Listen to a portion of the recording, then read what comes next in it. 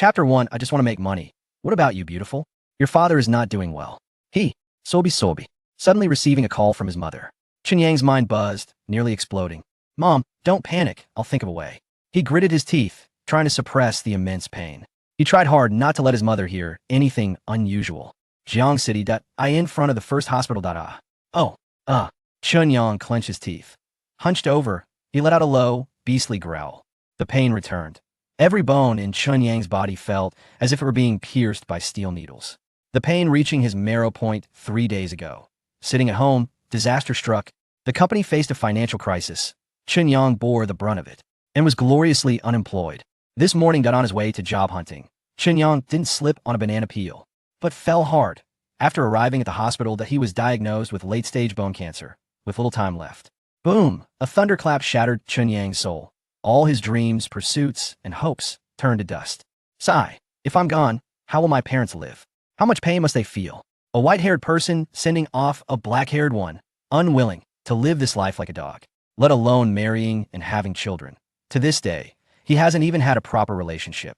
Even an ordinary person like me wants love, holding hands, sharing kisses. What does that feel like? He once fantasized to make the most money, marry the most beautiful girl, drive luxury cars, live in villas. But alas, in this life he had reached the end. Chunyang dragged his sick body out of the hospital. His illness had no hope. But his father's illness must be treated. The liver was damaged. Liver transplant surgery costs $200,000. His father couldn't afford to wait. Every day it worsened. No one knew how much longer he could hold on. Time was of the essence. Chunyang kept pulling at his hair. Make money. Make money. Where can I make money? What method can get $200,000 the fastest? Sales. Not capable. Borrowing online loans? Too many scammers. Leeching off a rich woman? Not an option. Going to nightclubs? His body couldn't handle it, racking his brains. Chunyang thought of a brilliant idea. Sell his organs before dying. Fulfill his last bit of filial duty, allowing his parents to live their remaining years in peace. Even after he's gone, they could rest easy. Ding! Daily intelligence system is binding. Suddenly a strange voice echoed in his mind. Ding. Congratulations, host binding successful. This system is currently in level 1 mode, refreshing 3 pieces of intelligence daily based on the people or events encountered. Successfully utilizing the intelligence can earn 10 points. Points can be used to upgrade the system for random lottery, skill upgrades, lucky spins, etc. System. Chunyang was momentarily stunned, then overjoyed that he loved reading novels. Eating while reading, using the restroom while reading, reading at work, reading before sleep. Having read so many novels, he was very familiar with this system concept. Brother system, you finally arrived.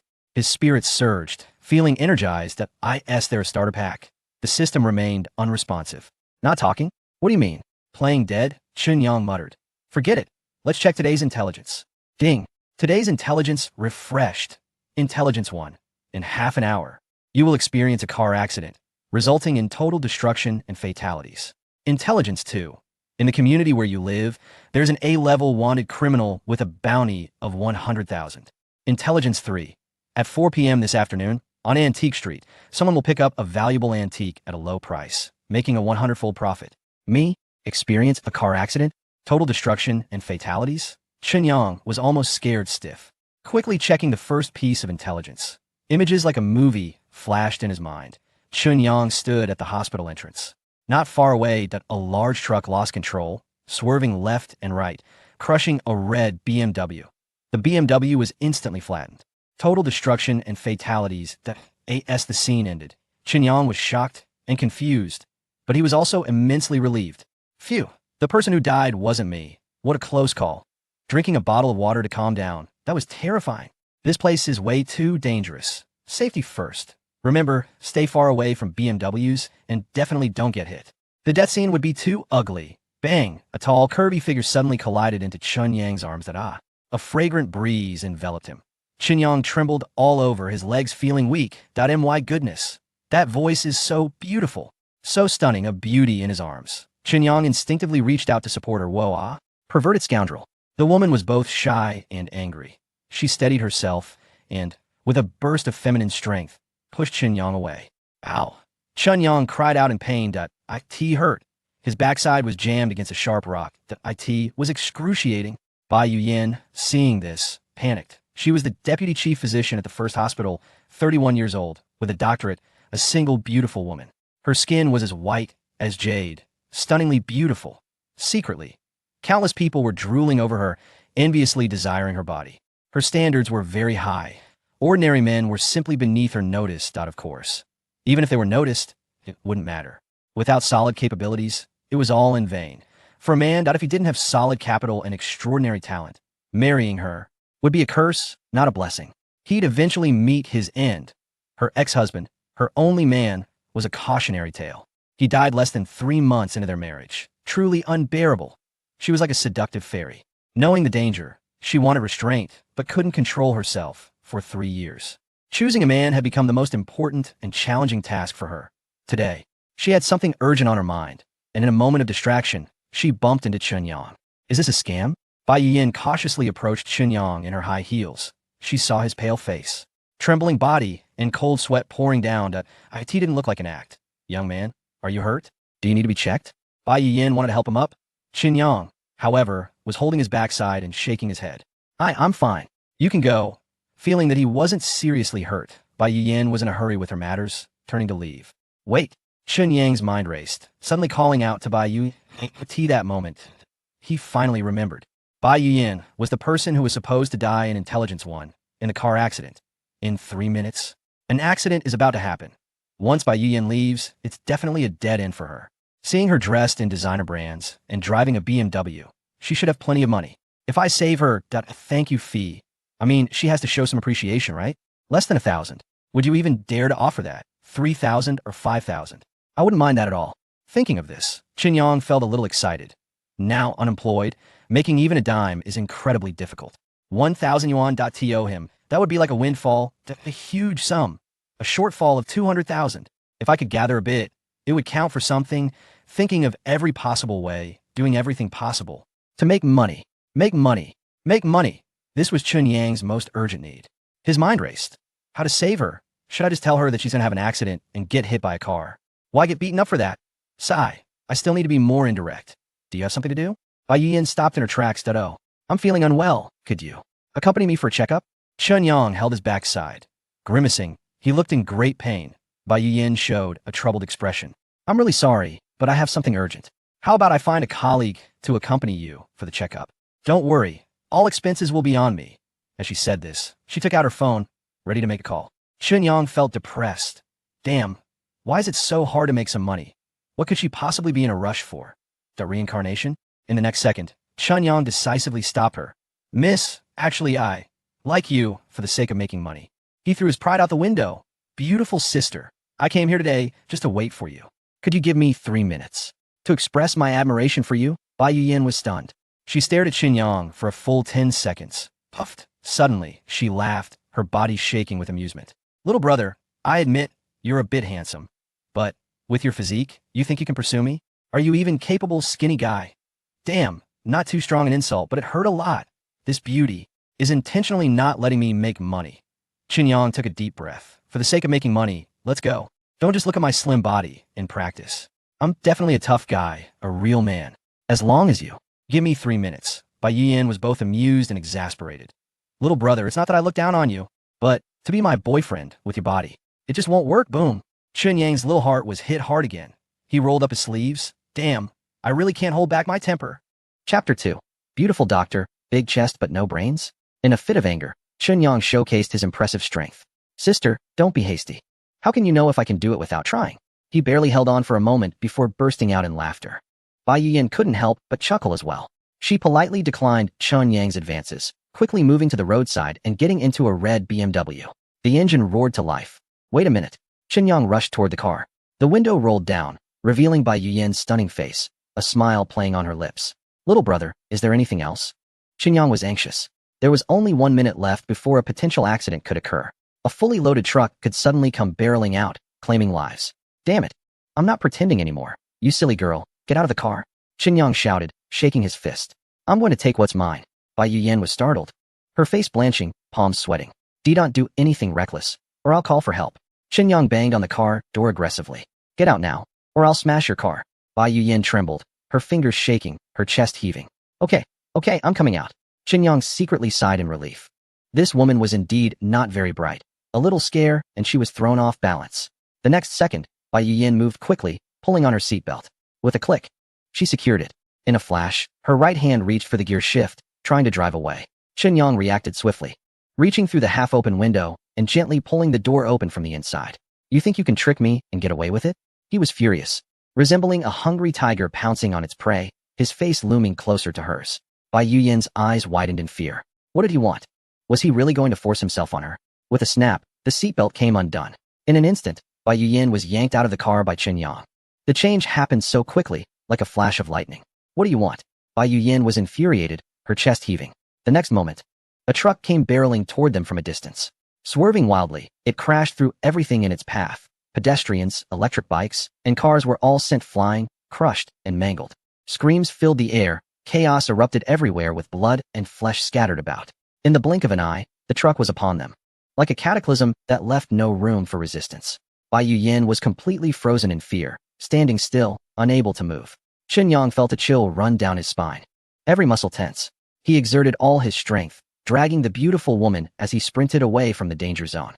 With a thunderous crash, the fully loaded truck tipped over, as if a mountain had fallen upon them, directly crushed the red BMW into a pancake. After surviving a disaster, Bai Yuyin gently touches her chest, feeling a wave of fear. It turns out he wasn't after her for anything inappropriate, but was there to save someone. If it weren't for Chen Yang, she would have turned into a pile of meat paste by now. Are you okay? Chen Yang asked with concern. I'm fine. Looking at the accident scene, Bai Yuyin sighed deeply. She wasn't short on money. Losing the car didn't bother her at all. The most fortunate thing was that she was unharmed. At this moment, her gaze towards Chen Yang softened considerably. My savior, how can I repay your kindness? By offering myself? Stabilizing her emotions. Bai Yuyin suddenly realized that Chen Yang was quite handsome and more pleasing to the eye the longer she looked. Thank you for saving me. You're welcome. It was just a small effort. Chen Yang replied nonchalantly, waving his hand, not taking it to heart. Ding. Gained 10 points. Keep it up. Chen Yang was taken aback. Was this the reward for successfully using the first piece of information? Ding. Friendly reminder. You have 10 points. Unlocking the random lottery feature, you can draw once. Would you like to draw? No. Chen Yang immediately declined. Are you kidding? I just earned a little points and you want me to spend it? No way. Handsome. Let's add each other on WeChat. Bai Yuyinju Dong Ti. Wait. I have something urgent to take care of. After I'm done, I'll call you and take you for a full checkup. Chen Yang glanced at his phone, his eyelids twitching. There was a transfer from a beautiful woman in his WeChat. 20,000. Bai Yuyin smiled sweetly. This money is for your medical expenses, don't refuse. I'm not short on cash. But Chen Yang was still about to decline when Bai Yuyin interrupted him. Stop talking. I have urgent matters. I'll contact you later.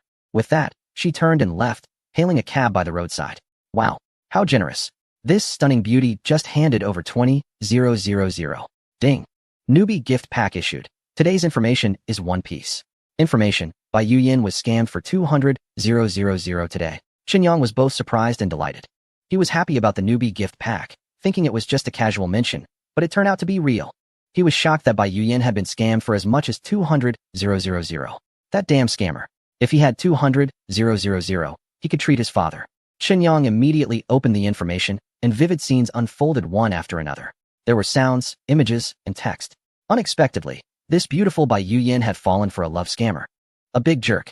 Not only had he scammed her out of 200,000, but he had also stolen a massive fortune from 4 other girls, totaling up to 1.8 million. Even more despicable, this person was a spy, specifically gathering intelligence for another country. A complete traitor, a sellout. Wait. Chen Yang immediately called out to Bai Yuyin. Sister Yin, are you going to meet someone? Bai Yuyin nodded. Did you prepare 200,000? Bai Yuyin looked puzzled but instinctively nodded. Is that person Zhao Hai? Bai Yuyin was shocked. How do you know? Chen Yang shook his head slightly. Don't ask how I know. I have important news to tell you. And I hope you can believe me. Bai Yuyin thought for a moment and nodded gently. She still trusted Chen Yang, her lifesaver. Zhao Hai is a scoundrel. He has deceived several girls, all using the same trick. First, he builds a relationship, then borrows money, and once he gets the cash, he disappears. Moving on to the next target. Impossible, Bai Yuyin denied without hesitation. She had known Zhao Hai for almost half a year. He was a PhD graduate studying abroad. Handsome and charming, with outstanding talent and great ambition. The reason he borrowed money was because he was in the initial stages of his startup and faced cash flow difficulties. They had agreed he would pay it back in 3 months, without any delays. The main reason Bai Yuyin trusted him so much was that he had a strong physique, was muscular, and had always been polite to her, never overstepping boundaries. He was a rare gentleman, exuding charm. How could she possibly doubt him? I guess you wouldn't believe me. How about this? Take me with you, and I can show you his true colors. Qinyang seemed to know everything, with confidence in his words. Really? More real than pearls. Qinyang winked, a smile at the corner of his mouth. Okay, I'll take you. Bai Yuyan hesitated for a moment, but finally relented. However, it's not that I doubt him. It's because you are my lifesaver, and I don't want to hurt your feelings. We have to agree beforehand that you can't interfere with our date unless you find evidence. She certainly didn't want to lose the perfect man in her heart due to Qinyang's malicious accusations. Suddenly, she looked at Qinyang with scrutiny. You're not trying to break us up on purpose, are you? After assessing his slender physique, she shook her head slightly. You really don't match with me. Save it. Qinyang couldn't help but smile bitterly. After all this, what was this big, silly girl thinking? Did she think he was trying to take advantage of her beauty and deliberately frame Zhao Hai? Wow. He would admit to being drawn to beauty, but framing a spy? How ridiculous. Wasn't she a beautiful PhD? How could she be so clueless? Sure enough, going after the obvious is not appealing. Fine. Once the scheme is exposed, let's see what you have to say. Chapter 3. A rich woman added me as a friend. What does she want? In a cafe, Bai Yuyan arrived for her appointment. Her face full of excitement, her heart racing. Qinyang hid in a corner, eager to watch a good show, waiting for the drama to unfold. He was looking forward to what tricks that scoundrel Zhao Hai might pull, and what expression Bai Yuyan would have when she saw his true self. Soon, a tall and handsome young man walked into the cafe. He greeted Bai Yuyan enthusiastically. The two quickly engaged in a lively conversation, covering a broad range of topics with great insight. It was clear he was knowledgeable, educated, and had seen the world. Qinyang nodded secretly. This guy was indeed impressive. If it weren't for the intelligence alert, one might really believe this was an elite of the era. After some preliminary conversation, Zhao Hai made a loan request. Bai Yuyan took out her phone, ready to transfer the money, but suddenly remembered Qinyang was still beside her and couldn't help but glance at him. Qinyang's gaze was completely elsewhere. He pretended to play with his phone, quickly typing a few words and sending them. Transfer the money to him. Bai Yuyan felt relieved. I knew Zhao Hai couldn't possibly be a scammer. Immediately, she made the transfer. Zhao Hai received 200,000, a flash of smugness crossing his eyes. But he concealed it well. Qinyang sent another message, asking what he was doing waiting there. Bai Yuyan was a bit surprised but went along with it. Dahai, do you have anything to do later? Do you have time to have dinner with me? Zhao Hai showed a hint of apology. Yuyan, I'm sorry. The company has a lot of matters to handle, and I must return to deal with them. I promise I'll make time to have dinner with you next time. Bai Yuyan felt a bit disappointed, but said nothing. At this moment, Qinyang sent another message. Leave. Bai Yuyan felt reluctant, but still stood up to say goodbye. Dahai, if you have things to do, hurry back. I need to return to the hospital as well. I pushed back a surgery, and I should still make it back in time. Goodbye. Bye. The two left the cafe, one heading east and the other west. Qinyang silently joined Bai Yuyan. Sister Yan, follow me. Qinyang led the beautiful woman, sneaking to a secluded high spot to spy on Zhao Hai's movements from a distance. Bai Yuyan was puzzled. Yang Di, what are you planning? Qinyang appeared mysterious. Don't worry, you'll find out soon. Zhao Hai walked 200 meters, realizing Bai Yuyan had already vanished. Then took out his phone and made a call. He turned back and walked into the cafe again. Isn't he supposed to be going back to the company? Why is he entering the cafe again? Bai Yuyan was confused. Hee, wait and see the show. Qinyang grinned mischievously. The two changed locations to a tea house across from the cafe, sitting by the window. They sipped tea while watching the drama unfold, their view just right. In less than 20 minutes, a white Porsche drove by. A stunning beauty got out, her expression cold and her aura strong. Qinyang guessed this beauty was the one mentioned in the intel, the beautiful CEO, Han Feishue. Han Feishue entered the cafe and greeted Zhao Hai warmly. They sat closely together, clearly an affectionate couple. Scammer. At this moment, Bai Yuyan could no longer deny that Zhao Hai was two-timing. Anger surged within her, making her breath quicken and her body tremble. She stood up, ready to confront the unfaithful man, but was pulled back by Qinyang. Sister Yan, don't be hasty. Wait a moment, the good show is just beginning. Sure enough, Zhao Hai met with Han Feishue and repeated his tricks. In just 2 hours, he met 3 more beautiful women, all wealthy. At this moment, Bai Yuyan could no longer hold back and wanted to rush over to confront the scumbag. But Qinyang stopped her again. He calmly took out his phone and dialed the emergency number. Bai Yuyan was startled. Yang Di, do we really have to report this? Deep down, she felt a bit reluctant and didn't want to harm Zhao Hai. Qinyang's expression turned serious. This person is despicable and shameless. Deceiving others for money and love, especially deceiving Sister Yan. He must be punished. Bai Yuyan felt a warmth in her heart. Shyly, she said actually. He only tricked me out of a little money. The other part hasn't happened yet. Qinyang was delighted. So you really didn't suffer a loss. Bai Yuyan blushed and nodded slightly. 10 minutes later, the police car arrived. Zhao Hai was arrested, and Qinyang and Bai Yuyan, as the reporters, went along. At the Victory Road police station, After some questioning, Zhao Hai confessed. He had deceived 5 girls in total, with fraud amounting to 1.8 million. Among them, Bai Yuyin's unique situation made him hesitate on whether to act. Han Feishue was too shrewd. He hadn't succeeded with her yet. The other 3 beautiful girls had already fallen for his tricks. The police acted efficiently, quickly bringing Han Feishue and the other 3 girls to the station. Upon seeing these girls, Qinyang noticed they had one thing in common. They were all pretty, wealthy, and slightly older, making it difficult for them to find partners. Most ordinary guys really weren't worthy of them. After learning the truth, the other 3 girls cried uncontrollably. Han Feishue was quite fierce, right in front of the police. She slapped Zhao Hai hard. However, the leading officer, Captain Zhang Zhinshan, merely gave a reprimand and didn't pursue it further. Qinyang felt a chill. Han Feishue had an impressive background. Soon, the police recovered the money that had been swindled from them. The 3 beauties were generous, casually giving Qinyang a reward of 10,000 as thanks for exposing the scam and saving their youth. Qinyang was both surprised and delighted. Wow. In the blink of an eye, he had made an additional 30,000. Adding to the 20,000 Bai Yuyin had given him, he now had 50,000 in savings. He was getting closer to his goal of 200,000. While he was still in a daze, Han Feishue said, "Handsome, let's add each other on WeChat." She was stunning and exuded a commanding presence, fitting for someone like her in a CEO position. Qinyang obediently handed over his phone. Ding dong. He looked at his phone and saw a transfer of 30,000. Before he could respond, Han Feishue waved goodbye. "Thanks, handsome. Hope to see you again." Watching her figure leave, Qinyang couldn't help but marvel at how generous and attractive she was. He felt great after making a bit of money, shaking his pockets and counting on his fingers. "How much is that?"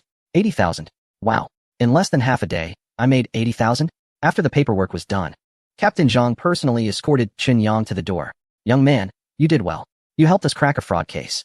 I will apply to my superiors for an honorary certificate or a bonus to recognize your contribution." Just as he finished speaking, Qinyang hurriedly waved his hands. No. This is what I should do." "What? A bonus?" He immediately withdrew his hands. He rubbed his hands together and awkwardly asked, "How much is the bonus?" Zhang Zhanshan was a bit taken aback by him. "Not much, a few thousand to 10,000 at most, since it's a small case." Qinyang felt a wave of disappointment. A small case, only a few thousand. Suddenly, he grabbed Zhang Zhanshan's hand, extremely excited. "I have more intel, no? I need to report. Zhao Hai is a spy, collecting a lot of information and sending it to a certain country. Is that significant?" Zhang Zhanshan was both surprised and delighted. "Significant? Of course it's significant. If it's true, I can guarantee at least 50,000. So, Qinyang revealed all of Zhao Hai's secrets to the police. These secrets were enough to firmly establish his identity as a spy. Who knows? It might even help eliminate some traitors and scum. Zhang Zhanshan was full of excitement. After years of being a police officer, this might be the biggest opportunity for achievements. Involving spies and agents, it's definitely a major case, a key case, and the National Security Department must be notified. It might even attract the attention of military intelligence. What a contribution. His gaze towards Qinyang became even more eager. "You're a blessing." Ding. Gained 10 points. Current total, 20 points. Keep it up. Qinyang felt secretly pleased. The process was efficient, and the rewards were delivered immediately. No delays at all. After leaving the police station, Bai Yuyin appeared downcast and very silent. Qinyang wasn't good at comforting people, so he just hailed a taxi to take her home first. After getting out of the car, Bai Yuyin finally spoke. "Young Di, I'm not feeling well today. I'll accompany you tomorrow. By then, I'll help you check everything thoroughly." "No need, Mai." Qinyang was about to refuse when Bai Yuyin had already turned around, waving goodbye. "See you tomorrow." Qinyang shook his head with a wry smile. He felt an inexplicable anticipation for the examination tomorrow. Suddenly, Qinyang remembered something and immediately waved his hand. He rushed into a taxi. "Driver, hurry. I have urgent business." He couldn't afford to delay for a moment. Time was of the essence. Target: capture an A-level wanted criminal. In the car, Qinyang carefully reviewed the second piece of intel. In a certain community, room 1003 of Building 9 housed an A-level wanted criminal. This person had brutally killed 9 lives. A ruthless murderer. The reward was as high as 100,000. This amount was extremely important to Qinyang. It was his father's life-saving money. Chapter 4. A major leak, getting rich. Getting rich. Speaking of which, it was both thrilling and amusing. The reason the intel about the wanted criminal was triggered was actually because yesterday, when Qinyang went out to buy instant noodles, he brushed past the wanted criminal in the community. He even bumped into the person. Fortunately, Qinyang timely said sorry, otherwise, he might not have made it through today. In the community, Qinyang lived in Building 5, while the wanted criminal lived in Building 9. The 2 buildings were directly facing each other. Moreover, Qinyang was on the 12th floor, and the wanted criminal was on the 10th, positioned high above. Qinyang returned to his rented apartment and pulled the curtains. He took out a newly bought telescope and hid in the corner of the window to spy on Unit 1003 in Building 9. In fact, Qinyang could have called the police directly, which might have led to capturing the wanted criminal. However, he didn't dare take that risk. If the criminal wasn't in the room and he alerted them, it could lead to the criminal escaping, losing the reward of 100,000 is trivial compared to the potential retaliation from a dangerous individual. After all, this was a serial killer. Just thinking about it was spine-chilling. Qinyang observed quietly. Through the lens, the windows and balcony were obstructed, making it impossible to see inside. Damn it. They pulled the curtains too. This guy is too cautious. With no other option, Qinyang held his breath and continued to watch, waiting for the person to open the curtains or come downstairs. 20 minutes later, ding-dong. A notification sound startled him, causing him to nearly drop the telescope. He opened WeChat to find wow. Another transfer, 80,000 yuan. Sender, Bai Yuyan. In an instant, Qinyang felt overwhelmed. How much is 2,338? Oh my, can someone help me calculate? Is this 160,000? Almost there. Just need to earn another 40,000 to gather 200,000 for my father's medical treatment. Thank you, Yinjia. This money is considered a loan from you. Once I have the funds, I'll pay you back immediately. Qinyang sent a message. Silly brother, your sister isn't short on money. You helped me see through the scumbag, recover 200,000 in losses, and save my life. What's wrong with giving you 100,000 to spend? If you insist on paying me back, I'll cut ties with you and never ask for your help again. Bai Yuyan's tone was exceptionally firm. Qinyang typed a response but deleted it after some thought. After deliberating, he finally replied, Yinjia, from now on, you can reach out to me for anything. Bai Yuyan's face lit up with a radiant smile upon seeing the message. Suddenly, a figure flashed in the lens. Qinyang's heart raced. Upon closer inspection, it was the wanted criminal, Li Feng. The intelligence report had a clear image of Li Feng's appearance. Qinyang immediately took out his phone and dialed the number of Captain Zhang Zhinshan at the local police station. Captain Zhang, I've spotted A-level wanted criminal Li Feng. Zhang Zhinshan was shocked. You're impressive. Another big achievement. How did you find him? Qinyang feigned modesty. It was just a coincidence. Zhang Zhinshan didn't believe him at all. You're not trying to catch the criminal just for the reward, are you? Qinyang was thinking of an excuse. Knowing he couldn't reveal the intelligence system. Unexpectedly, Zhang Zhinshan's comment provided him the perfect reason. Hee, I've been short on cash lately. So I've been paying extra attention to these fugitives. Zhang Zhinshan was at a loss for words. You're something else. Don't do that again. It's too dangerous. One slip and you could lose your life. Feeling the concern from the other side, Qinyang quickly agreed. Yes, I understand. I'll be more careful next time. Zhang Zhinshan laughed in exasperation. You really aren't afraid of death, are you?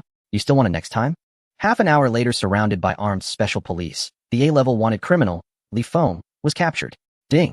Gained 10 points. Current total, 30 points. Keep it up. Watching the points gradually increase, Qinyang felt very satisfied. The intelligence system was deliberately encouraging him to accumulate points, which must have a deeper meaning. Accumulating more now would surely come in handy later. He took out his phone to check the time. 15:22. Oh no, time is running out. The third piece of intelligence. This afternoon at 16:02, at the Antique Street, someone found a valuable item at a low price, making a profit of 100 times. What does 100 times mean? If you buy for 100 yuan, it can be sold for 10,000. If you buy for 1,000 yuan, it can be sold for 100,000. If you buy for 10,000 yuan, it can be sold for 1 million. Actually, Qinyang wasn't that greedy. He currently had 160,000. If he could make another 100,000, it would be enough to treat his father's illness, and he would be grateful.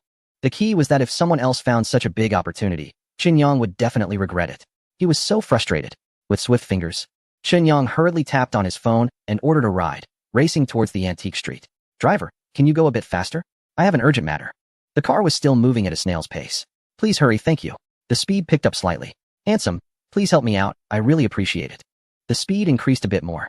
Here S1,000 yuan. If you can get me to the Antique Street in 10 minutes, it's yours. Virum.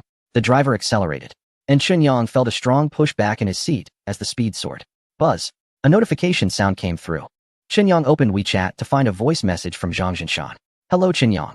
The suspect has been apprehended, and after fingerprint, blood, and DNA testing, it is confirmed that he is A-level wanted criminal Li Feng. You are rewarded for your report. A bounty of 100,000 yuan has been issued. Please check. Qinyang was overjoyed. He opened his banking app and indeed received a notification of a deposit of 100,000 yuan. Counting his total assets, he had a whopping 260,000. My goodness. He made 260,000 in less than a day. Finally, his father's illness would be treatable. Of course, he still needed to seize the opportunity. Who knew if 260,000 would be enough for the hospital? More is always better. Screech. The driver hit the brakes sharply, having completed the task. They had arrived at the antique street. Without waiting for Qin Yang to say anything, the driver quickly grabbed the 1,000 yuan bill and stuffed it into his pocket. Qin Yang was dumbfounded, wanting to yell, "What do you mean? Don't you trust me?" He clenched his empty palm, feeling a bit reluctant. If only he had acted a bit earlier. Could he have retrieved it? 1,000 yuan. Forget it. Seeing the driver's highly alert demeanor, Qin Yang consoled himself. I'm someone who makes big money. Would I care about such a small amount? Qin Yang got out of the car. A series of tire screeches echoed behind him. The car sped away. Qin Yang was not slow either. He took off running into the antique street. Time was of the essence. Only 3 minutes left. Even being 1 minute late might mean the antiques would be bought by someone else. The hundredfold profit within reach would vanish. Who could stand that? At this moment, every second counted. In the ride-hailing vehicle, the driver glanced back instinctively and slammed on the brakes. What was going on? How could he run faster than me? Did he steal something from my car? The driver, feeling uneasy, quickly pulled over to check for any lost items. After half an hour of checking, he still couldn't figure out what was missing. Desperately sprinting for 500 meters, Qin Yang was out of breath by the time he reached the entrance of the Wanbao studio. The antique was supposed to be right here, already sold. The time was up, but he didn't see anyone around. Could it be? He checked the time, 16:03. Qin Yang felt a wave of darkness wash over him. Chapter 5. What the heck? Who let that out? Damn. 1 minute late. Qin Yang pounded his chest in frustration. At that moment, he felt like he had missed out on a fortune. An opportunity for a big windfall had slipped away just like that. It was infuriating. He thought about the 1,000 yuan he had just spent on the ride. And his heart ached. All that money wasted. Suddenly, a middle-aged man reeking of alcohol burst out of the Wanbao studio, colliding right into Qin Yang. He was cursing as he came out. You think you can buy my treasure for 2,000 yuan? Dream on. Qin Yang wanted to cry, but had no tears. His feeble body was knocked aside by a drunken man.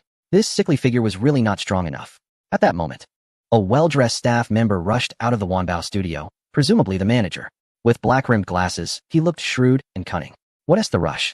You didn't negotiate the price. The four-eyed manager fixed his gaze on the porcelain vase in the drunkard's hand. Let me tell you, this vase is just a replica, and not even a good one at that. I would lose money offering 2,000. No one would pay a higher price. The middle-aged drunkard stiffened his neck. Nonsense. Back in the day, my old man treated it like a treasure. It must be worth a lot more than 2,000. You crook. The four-eyed manager felt like he was throwing punches into thin air. This was just a replica. How could it be anything valuable? At most, it was just a decorative piece. The two were at a standstill when an elderly man with white hair strolled over leisurely, looking like a regular at the antique street. The four-eyed manager's eyes lit up, and he called out, "Oldly, come over and settle this. Is this vase a replica?" The elderly man was quite affluent and loved collecting antiques. He was an expert in this field. All right, let me take a look. He smiled and took the porcelain vase. Examining it carefully, after a moment, his expression changed. Oh, it really is a replica. The middle-aged drinker looked doubtful. Old man, you better take a good look. This is a treasured heirloom of our family. How could it possibly be a replica? The elderly man smiled warmly. I'm not an appraisal expert. I only have a slight understanding of porcelain. My judgment may not be reliable. However, based on my decades of experience, this is indeed a replica and not a treasure.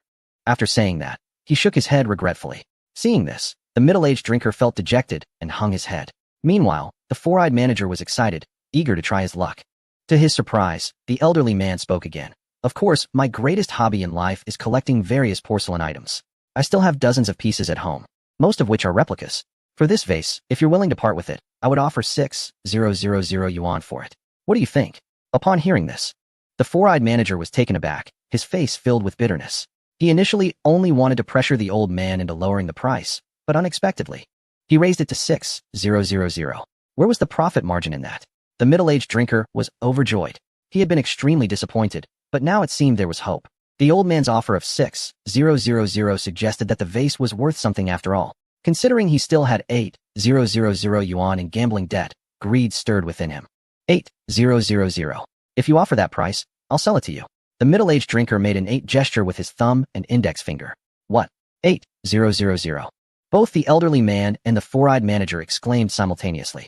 The four-eyed manager looked at the middle-aged drinker with a strange expression, as if he were looking at a fool. Asking for such a high price was simply unrealistic. The elderly man felt dissatisfied. My offer of 6,000 was already generous. How could he still be unsatisfied? Truly greedy. 8,000. Does he think I'm a fool? However, glancing at the blue and white porcelain vase, the elderly man felt a bit reluctant and did not turn to leave. Hesitating for a moment. 10,000, and I'll take it. Suddenly, Qinyang spoke up, breaking the deadlock. At that moment, Qinyang felt incredibly fortunate. He thought he had missed out earlier, but unexpectedly, he was witnessing an exciting show. As the antique sale reached a critical moment, Qinyang quickly stepped forward. In reality, he was extremely nervous inside, but on the surface, he appeared calm and composed, showing no signs of how much he valued the vase. He was determined to get it. According to the information he had, the porcelain vase was purchased by the elderly man for 8,000 yuan, and later, after appraisal by an expert, it was confirmed to be an authentic piece from the Qing dynasty, valued at 800,000 yuan. Buying it for 8,000 and selling it for 800,000 meant a staggering profit of 100 times. It would become a remarkable story in the antique street. Qinyang's intervention was meant to seize the opportunity. He forcefully snatched away the opportunity that originally belonged to the white-haired old man.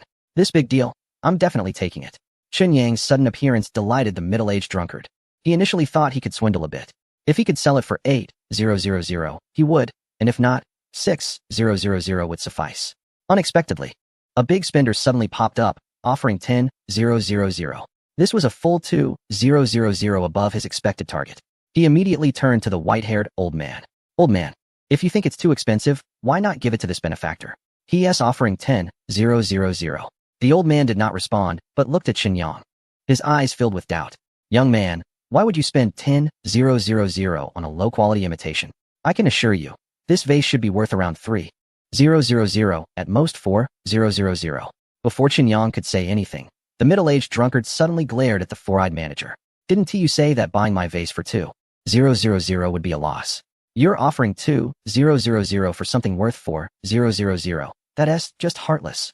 The four-eyed manager remained silent, looking embarrassed. Facing the white-haired old man, Qinyang felt a bit anxious under the old man's piercing gaze. This old man was sharp and seemed to want to play tricks in front of him. The pressure was immense. Even the slightest oversight could not escape his keen eyes. If he noticed something was off, it would be troublesome. However, Qinyang's mental fortitude was solid. He raised his eyebrows and smirked, adopting an arrogant demeanor typical of a wealthy heir, making people feel repulsed. His acting was comparable to that of a movie star. So what if it was 10,000? It was truly unusual. With a dismissive finger, he pointed at the porcelain vase, looking haughty. What is so impressive about this broken thing? To be honest, I don't know much about porcelain, but my sister loves flower arrangements. She asked me to help buy a vase, and I thought this one was decent enough for use. It's that simple. Everyone was left dumbfounded, their eyes wide open in disbelief. What on earth is this? Where did this flashy character come from? In the next moment, the white-haired old man turned to the middle-aged drunkard. I don't want this vase anymore. Sell it to whoever you like. After saying that, he cast a glance at Qinyang. Such a disgrace. With a wave of his hand, he left angrily. At this moment, the four-eyed manager's eyes shifted, and he warmly approached Qinyang. Young sir, I am the manager of Wanbaozhai. According to my professional assessment, this porcelain vase is a poorly made imitation, and spending 10,000 on it is certainly a mistake. Since you just want a vase, why not come to our store? Regardless of which piece you choose, I can offer you a 20% discount. How does that sound? After persuading Qinyang, he turned to the middle-aged drunkard. Your vase isn't worth that much. Why not sell it to me? I'm willing to add 500 and buy it for 2,500. What do you say? The middle-aged drunkard was furious. Three people had quoted prices. The elderly man with white hair quoted 6,000, but he was now driven away in anger. The wealthy second-generation heir offered 10,000, which was the highest price. If he got swindled again, he would have no choice but to sell to the unscrupulous merchant. That would be a huge loss, right? He quickly grabbed Qinyang's sleeve, his face glowing with a smile. Young master, for 10,000. I'm willing to sell it to you. Please take it. Qinyang was about to reach out to take it when the four-eyed manager beside him tightly hugged the vase. Young master, you just want a vase. But I really like it. Why don't you part with it? Rest assured, I can give you any vase in my store for free. Next, he turned to the middle-aged drunkard with a pained expression. I really like this vase. I'll buy it for 6,000. What do you think? Qinyang felt anxious from the four-eyed manager's maneuvering. This guy looked shifty and seemed to have 100 tricks up his sleeve. Did he realize this was a genuine piece? That could be troublesome. Seeing Qinyang remain silent, the middle-aged drunkard's expression changed continuously. Clearly, who wouldn't want something for free? Unless they were a fool. This spoiled rich kid was likely unreliable. If he could sell it for 6,000, that would be a decent choice. At that moment, none of the three spoke first, weighing the pros and cons. The atmosphere was quite tense. The most conflicted was the four-eyed manager. He was a true expert, especially skilled in blue and white porcelain, often pretending to be naive while making a big profit. This vase was a bit uncertain for him. On the surface, it indeed looked like a low-quality imitation, rough craftsmanship, blurry patterns, and dull colors. However, its style was upright, the shape full, and it had a subtle charm that didn't resemble ordinary goods. Initially, he wanted to buy it at a low price as an opportunity to gain a lot with a little and minimize risks. Even if he made a mistake, he wouldn't lose much. But now that the price had risen to 6,000, the risk had increased. If things went wrong, he could really take a loss. Even if it was just a loss of $1, that was unacceptable. Since when had he ever made a losing deal? Moreover, he always liked to achieve the greatest profit at the smallest cost. This was actually a kind of illness, stingy, tight-fisted. A real miser. He was the most notorious and scrupulous merchant on the street. So he was conflicted. Qin Yang observed coldly, his mind racing with doubts. Did the four-eyed manager really see something? His actions clearly indicated he wanted to buy it. Did he realize its worth? But then, why was he being so stingy and reluctant to spend money? As the saying goes, if you're too stingy, you can't catch a wolf. Under such a great temptation, he could remain calm and still aim to acquire the treasure at the lowest cost. Thinking deeply was terrifying. Was he actually the real expert? If that were the case, a fierce bidding war would surely ensue. The final price would inevitably skyrocket, and there would be no chance to pick up a bargain. After much contemplation, Qin Yang finally decided to make his move. He continued to put on a show of arrogance, impatiently saying, "What's the point of fighting over a broken bottle? I regret it. 10,000 is just not worth it. My final offer is 8,000. Do you want to sell or not? If not, I can leave. No need to chat." The middle-aged drunk shivered, his face turning pale. "Oh my, just a few minutes of delay cost me 2,000. If I keep talking, I fear no one would want it even at 8,000. Fine, I'll sell it for 8,000. The middle-aged drunk was afraid that if he hesitated for another second, the price would drop further or the buyer would walk away. However, his greedy nature made him look at the four-eyed manager, hoping to raise the price a bit. Qin Yang pretended to be calm and glanced at the four-eyed manager with a hint of provocation, as if to say, "Raise the price. Do you dare?" The four-eyed manager clenched his fists tightly, his fingers turning red. A minute later, he suddenly deflated like a punctured balloon and waved his hand in defeat. "Forget it. I give up. 6,000 is my limit. Adding 2,000 more is too risky, not worth it." The middle-aged drunk felt a bit disappointed. Qin Yang secretly breathed a sigh of relief. It seemed he hadn't figured out the trick. But why was he so persistent?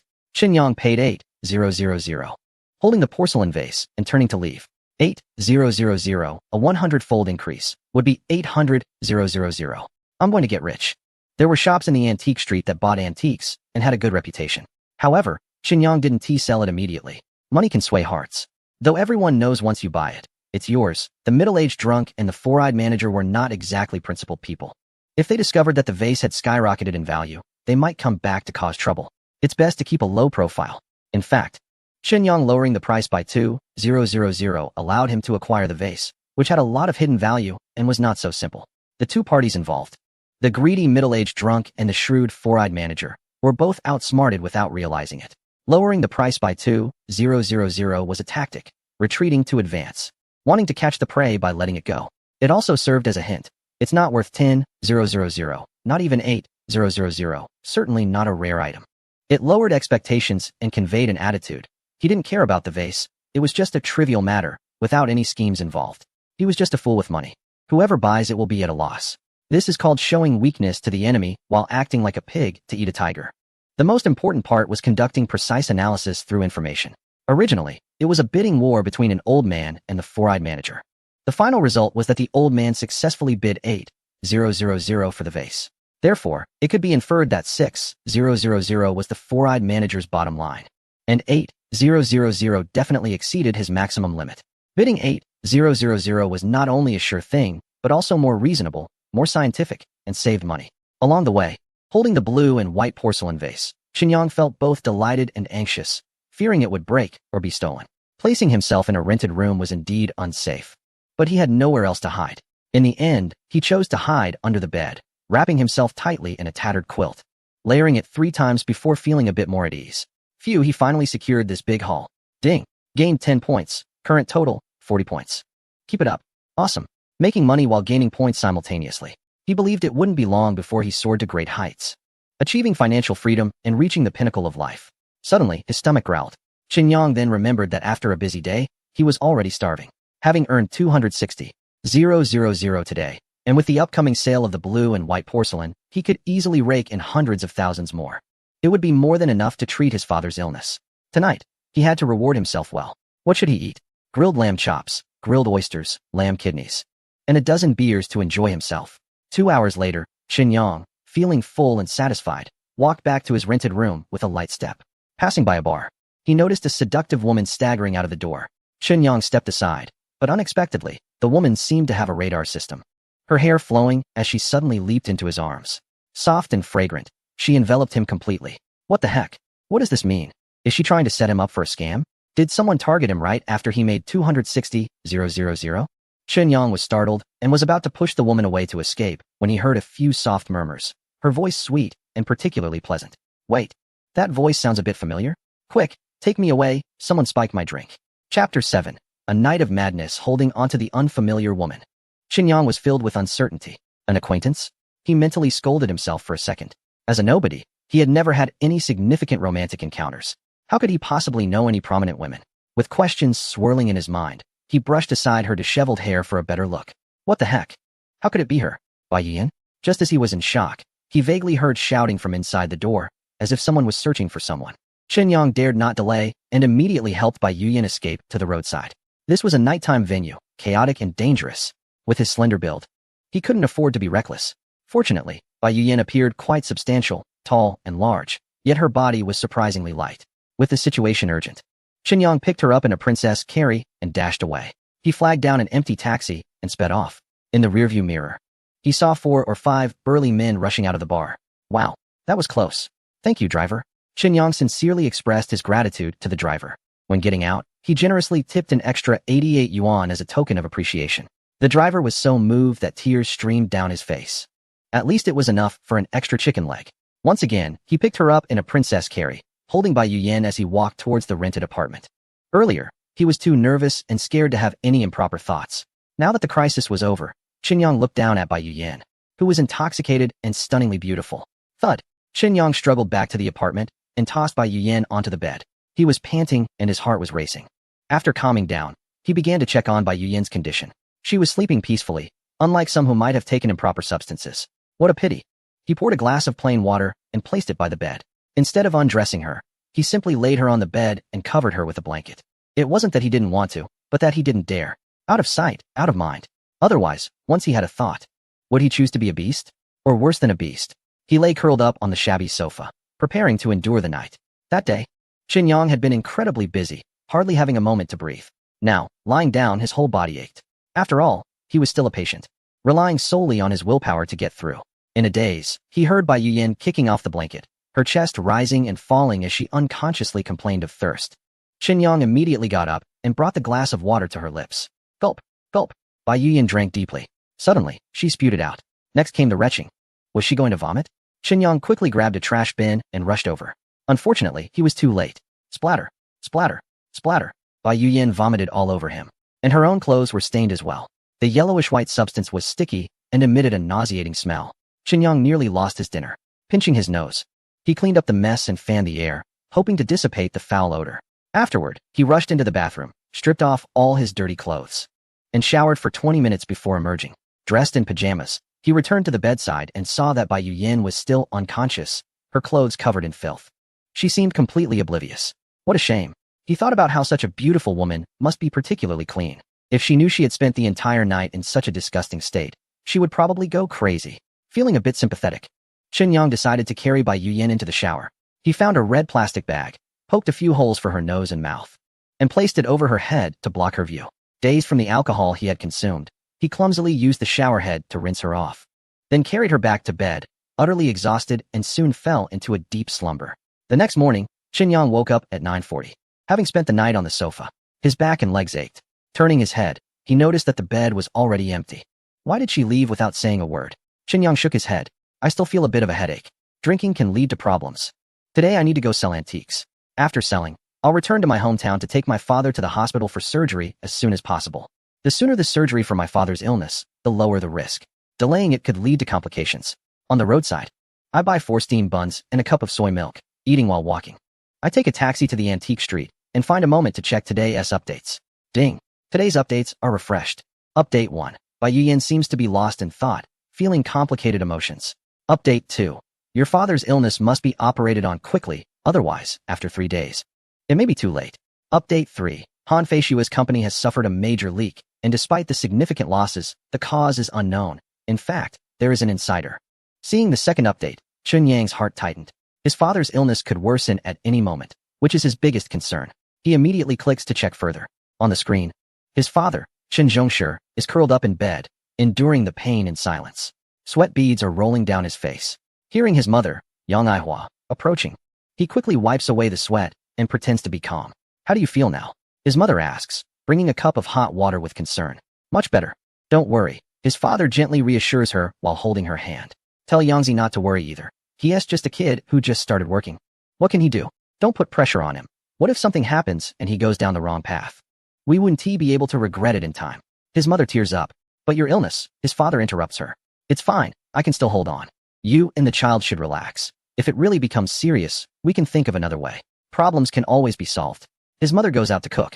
His father grips the bedsheet tightly, stifling his cries, but his face is twisted in pain. Clearly, his condition has worsened. Every day, he endures inhuman torment. If he can't have the surgery soon, the prognosis may be dire. Seeing this scene, Chun Yang's heart aches, and tears well up in his eyes. Dad, it won't be long now. Once I sell the antiques and make a good amount of money, I'll come back immediately to get you treated. I must get you better. I can't be without my dad. After adjusting his emotions, Qin Yang sends a few messages to Bai Yuyan. Sister Yan, why didn't you say anything when you left this morning? I'm sorry, I didn't mean to take your clothes off last night. You were drunk and had been drugged. When I got back, you had vomited everywhere. I was worried you wouldn't feel well. So I helped you take them off and wash them clean. But don't worry, I didn't peek or do anything wrong. I had a bag on the whole time, blocking my view. That is how it was. Do you believe me? After sending the messages, Qin Yang feels restless. Does Bai Yuyan have any misunderstandings? She wouldn't think I did something, would she? Just imagine, a mature and voluptuous woman, completely defenseless, lying on your bed. As a normal man, wouldn't you look? Wouldn't you touch? Wouldn't you take advantage? Chapter 8. A beauty like Jade, trying to trick me? Qin Yang feels anxious. He wonders how Bai Yuyan will think. Soon, she replies with a message. I believe you, thank you. Qin Yang breathes a sigh of relief. Ding. You have earned 10 points, and your total points are now 50. Keep up the good work. Wow, this is great. Just by sending a few messages, I can earn 10 points. It feels like a free win. Moreover, Bai Yuyan has also resolved her issues, so it's a win-win situation, right? Soon, a taxi arrives at the antique street. Qin Yang walks in. Today's destination is not Wanbao Zhai, but Jinbao Pavilion, the largest and most reputable store on Antique Street. When it comes to antiques, choosing here is definitely a good option. However, perhaps because they are the only major player, they focus on being safe and reliable. As for the prices, they leave much to be desired, often needing to be pushed very low. I wonder how much they would quote for the blue and white porcelain vase. In the lobby of Jinbao Pavilion, a man in his 30s, Manager Huang, is responsible for receiving Qin Yang. He instructs the staff to serve tea to the guests. Manager Huang smiles and says, Mr. Chun, if you have any treasures, you can present them now. Qin Yang is cautious. He unzips his backpack and takes out a wrapped item, gently placing it on the tea table. After unwrapping 3 layers of fabric, the true form of the blue and white porcelain vase is revealed. Manager Huang puts on white gloves and carefully picks up the vase. His movements are cautious and meticulous, clearly showing he is a professional. He examines it from all angles and then puts it back on the table to inspect it further with a magnifying glass. 10 minutes later, Manager Huang slightly shakes his head, revealing a look of disappointment. Mr. Chun, may I ask what kind of treasure this is? I apologize, but I truly cannot tell if this is a valuable item. If you wish to sell it, I can only offer you 3,000 at most. Qin Yang remains calm and is not too disappointed. Since both the four-eyed manager and the elderly man couldn't identify its value, it is not surprising that Manager Huang comes to the same conclusion. The only difference is that Manager Huang is a bit more generous, offering 50 more than the four-eyed manager. Manager Huang, may I ask if there are other experts in your store? Could you please invite them to join in the appraisal? Qin Yang's words seem to hit a nerve. In an instant, Manager Huang's expression darkens, and his tone becomes cold. I'm sorry, but our several masters have recently left Jiangqing. My apologies.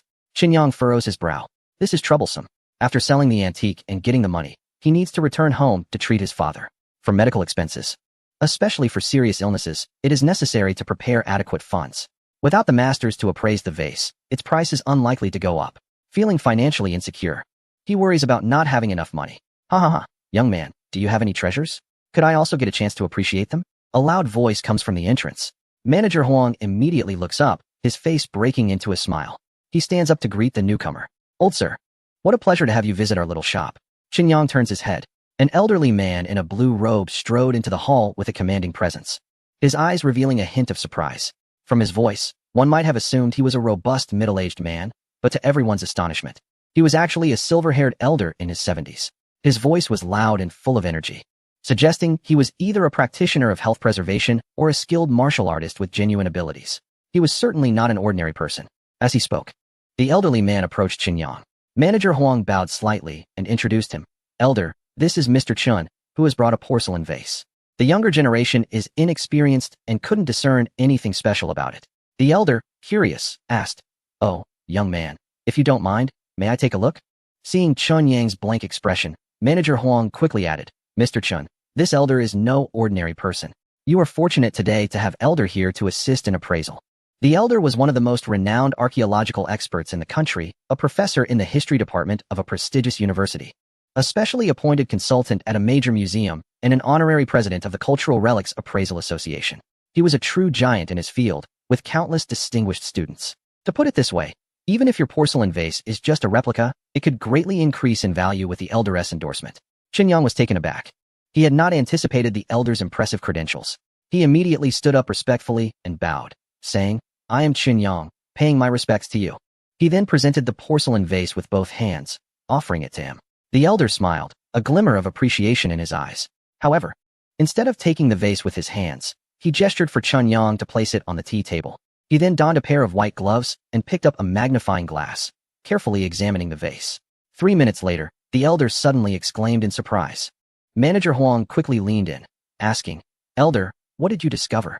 The elder set down the magnifying glass and rubbed the corners of his eyes. Remarkable, simply remarkable. It's exquisitely crafted. Manager Huang was both astonished and skeptical. Could it really be a treasure? How did you discern that? The elder sighed and reflected. This porcelain vase is designed with great ingenuity. If it weren't for a senior who explained it to me 30 years ago, I might not have recognized it myself. You see, the vase appears rough on the outside, resembling a replica. In truth, that's merely its exterior, a layer of disguise. Inside lies a true masterpiece, a genuine Qing dynasty blue and white, cloud-patterned porcelain vase. Manager Huang's eyes sparkled with admiration as he looked at the elder.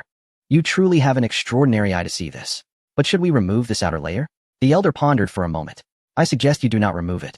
This outer shell holds a history steeped in hardship. Back then, our forebears faced invasion. To protect cultural relics, they painstakingly crafted this outer layer to conceal the treasure's brilliance, ensuring it survived to be passed down to us. This history is a story of legacy. We should remember, not sever ties, nor forget. Manager Huang bowed his head in acknowledgement of his mistake. You are absolutely right. We cannot forget our roots and must uphold our ancestral teachings, he said. The elder nodded slightly and got up to prepare to go upstairs. Your young lady is in the store, right? The manager nodded in response. Yes, she is. He immediately walked ahead, guiding the elder toward the elevator. After distancing himself from Qinyang, Manager Huang quietly asked, Elder, what do you think this porcelain vase is worth? The elder replied without hesitation, 800,000. Manager Huang quickly bowed in gratitude. Thank you for your guidance. He began to calculate in his mind how to maximize profit when acquiring it. The elevator door opened. Just as the elder was about to enter, he suddenly noticed a stunning beauty walking out. Dressed in a light green classical qipao, with a slender figure, elegant demeanor, and exquisite looks, she approached gracefully, like a fairy from a painting. Ding girl, I was just coming up to find you. Why did you come down? The classical beauty smiled brightly, wrapping her arms around the elder's. Grandpa Gu, I came down to welcome you personally. Why aren't you appreciative? The elder laughed heartily. You mischievous girl. Always charming people. Since she was already down, the two found a comfortable spot in a corner of the hall to chat. Meanwhile, Manager Huang finished calculating the price and had a plan in mind. Mr. Chun, since the elder has appraised your porcelain vase as a rare item, our store is willing to purchase it. However, the price. Qinyang smiled faintly. Manager Huang, from the very beginning, I knew my vase was genuine. Moreover, it is a rare Qing dynasty blue and white, cloud-patterned porcelain vase, a court treasure. Manager Huang was a bit surprised. He didn't expect this young man to be an expert. This price is going to be difficult. He glanced at Chunyang and tentatively said, "How about you set a price?" Chunyang sneered, "You think you can outsmart me? You're overestimating yourself." Chapter 9. What does one finger mean? At the treasure pavilion, Chunyang pondered for a moment and held up one finger. Manager Huang's face lit up. 100,000? Chunyang shook his head. Manager Huang probed. 500,000? Chunyang still shook his head and softly said, 1 million. 1 million? Manager Huang exploded with rage, shouting loudly, "Impossible. I can at most offer 500,000. 500,000. Chunyang retorted, "Is this how your store conducts business?" Their argument quickly drew attention from those around them. The elder and Miss Ding naturally heard it and got up to approach. At this moment, the elder informed Miss Ding about the blue and white porcelain vase. She parted the crowd and walked up to Manager Huang. "Manager Huang, what is going on?" Manager Huang hurriedly explained the situation. Miss Ding looked at Chunyang and nodded in apology. "I'm sorry, Mr. Chun. My name is Ding Xiang, and I'm the person in charge of this store. On behalf of the Treasure Pavilion, I apologize to you regarding your blue and white porcelain vase. I really like it and would like to purchase it in my personal capacity as a private collection. Would you be willing to sell it?" Chunyang's eyes lit up. This beautiful woman was truly stunning, almost ethereal. If Bai Yuyan were a fairy who had cultivated for 1,000 years, then Ding Xiang was like a celestial maiden descending from the heavens, making it hard to look directly at her. Chunyang didn't want to be aggressive about the earlier matter, so he humbly said, "Miss Ding, you're too kind. Of course, I would like to. But how much are you offering?" Ding Xiang thought for a moment and replied, 700,000. How does that sound? Chunyang was quite satisfied with this price. After all, the Treasure Pavilion was in business to make money. However, he was currently in urgent need of funds, so he had to be a bit frugal. Since Miss Ding liked it and wanted to keep it for herself, why be so calculative? Wouldn't 800,000 be better? Are we haggling? Ding Xiang smiled slightly. As a successful businesswoman, she certainly wouldn't fall into a disadvantageous position. "Mr. Chun, you are asking a young lady not to be overly calculative, but as a man, why must you be so meticulous?" Their verbal sparring intrigued the onlooker, who found the scene quite entertaining. Chunyang, unfazed by the counterattack, pointed at his own attire and said with self-deprecation, "Miss Ding, you can surely see that I am a poor man, and a poor man who is in urgent need of funds for medical treatment. Do I even have the right to be generous?" He nodded slightly to Ding Xiang, his face filled with sincerity and goodwill. "However, I must thank you, Miss Ding, for your advice. If I am fortunate enough to resolve my predicament, I will strive to become a magnanimous and graceful man in the future." A hint of amusement appeared on Ding Xiang's face. "You are quite interesting. Since you want to see a doctor, I will add 80,000, making it 780,000. How about that?" The onlooker secretly nodded in approval.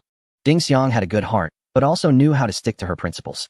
Offering 780,000 for an item worth 800,000 was just right. "All right, deal. Thank you, Miss Ding, for your kindness and concern." They both felt a sense of regret for not meeting earlier. The transaction was made, with money exchanged for the vase. Ding Xiang took the initiative to add Chunyang on WeChat. Ding dong.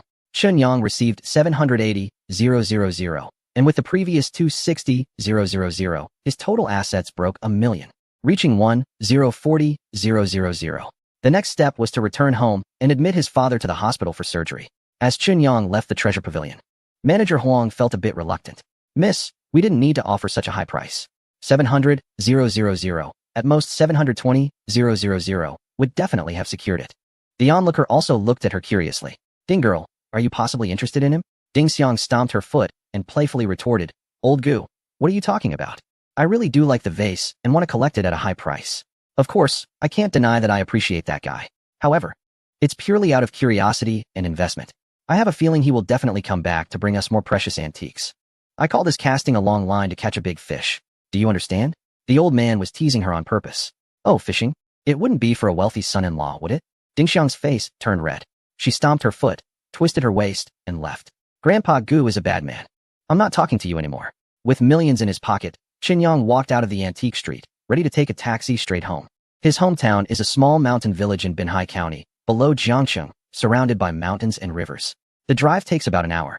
Just as he was about to hail a cab, his phone rang. It was Bai Yuyan calling. "Yang, I'm here to pick you up. Where are you?" Chunyang replied. "I'm at the antique street." Before he could finish, Bai Yuyan dropped a line and hung up. "I'll be there soon." With no choice, Chunyang waited for her to arrive. Half an hour later, at the first municipal hospital, Bai Yuyan took Chunyang through the emergency procedures, cutting in line all the way. They went through all the necessary tests quickly.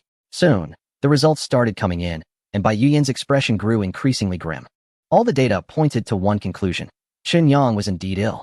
Terminally ill. Advanced bone cancer. Tears welled up in her eyes, and soon, large drops of tears fell, as she cried sorrowfully. On the contrary, Chen Yang had anticipated this outcome. He pulled out a few tissues and handed them to Bai Yuyan. Sister Yan, life and death are predestined, and wealth is determined by fate. You don't need to be sad for me. Bai Yuyan shook her head. I don't want that. You saved my life, and in the blink of an eye, you're in danger, and I feel powerless. Chen Yang continued to comfort her. I knew my condition before I saved you. I've already come to terms with life and death. Then, with a hint of reluctance, he added, but don't worry. I'm not desperate. I'm looking for ways to treat it. Perhaps there is still hope. Deep down, he hoped the intelligence system could bring miracles and hope. Bai Yuyan didn't know where Chun Yang's hope lay, but his mental state was indeed good. He didn't seem like a person in despair, but rather full of vitality and fighting spirit. This was a good sign. Bai Yuyan wiped her tears, not wanting her pessimism to affect Chen Yang's state. She secretly resolved to help this unfortunate brother as much as possible. At 12:30 p.m., they had a simple meal together near the hospital. At 2:10 p.m., Chen Yang took a taxi back to his hometown in Binhai County, Qianshan Town, Chun Family Village. He dozed off in the car, but was awakened by a phone call. Captain Zhang Zhanshan from the Victory Road Police Station reported some good news. Zhao Hai's case had been solved. The higher-ups were paying great attention, and those who contributed would be generously rewarded. After years of hard work, Zhang Zhanshan was promoted to deputy captain of the municipal criminal police team. Chen Yang received an 80,000 yuan reward for his tip-off, which had already been deposited into his bank account. Upon hearing this, Chen Yang quickly checked his bank information and indeed saw the 80,000 yuan had arrived. Now, his total assets reached 12 million. Captain Zhang, congratulations. You've been promoted to deputy captain of the criminal police team. This must have been your long-held wish, right? Zhang Zhanshan smiled happily. Thanks to you, my brother. I finally got what I wanted, to be a criminal police officer, catch serious offenders, and with a better treatment. My status at home has also improved. Haha. Today my sister-in-law even suggested buying a good bottle of wine to reward me. We used to sleep in separate beds, but today she took the initiative to say that we should sleep in the same bed tonight. Chen Yang couldn't help but laugh. I really should congratulate you. Zhang Zhanshan was very excited. Brother, once things settle down, I'll treat you to drinks. Come to my house. I'll have my sister-in-law prepare a couple of dishes, and we can have a few drinks together. Chen Yang was also very happy. All right, let us plan for that later.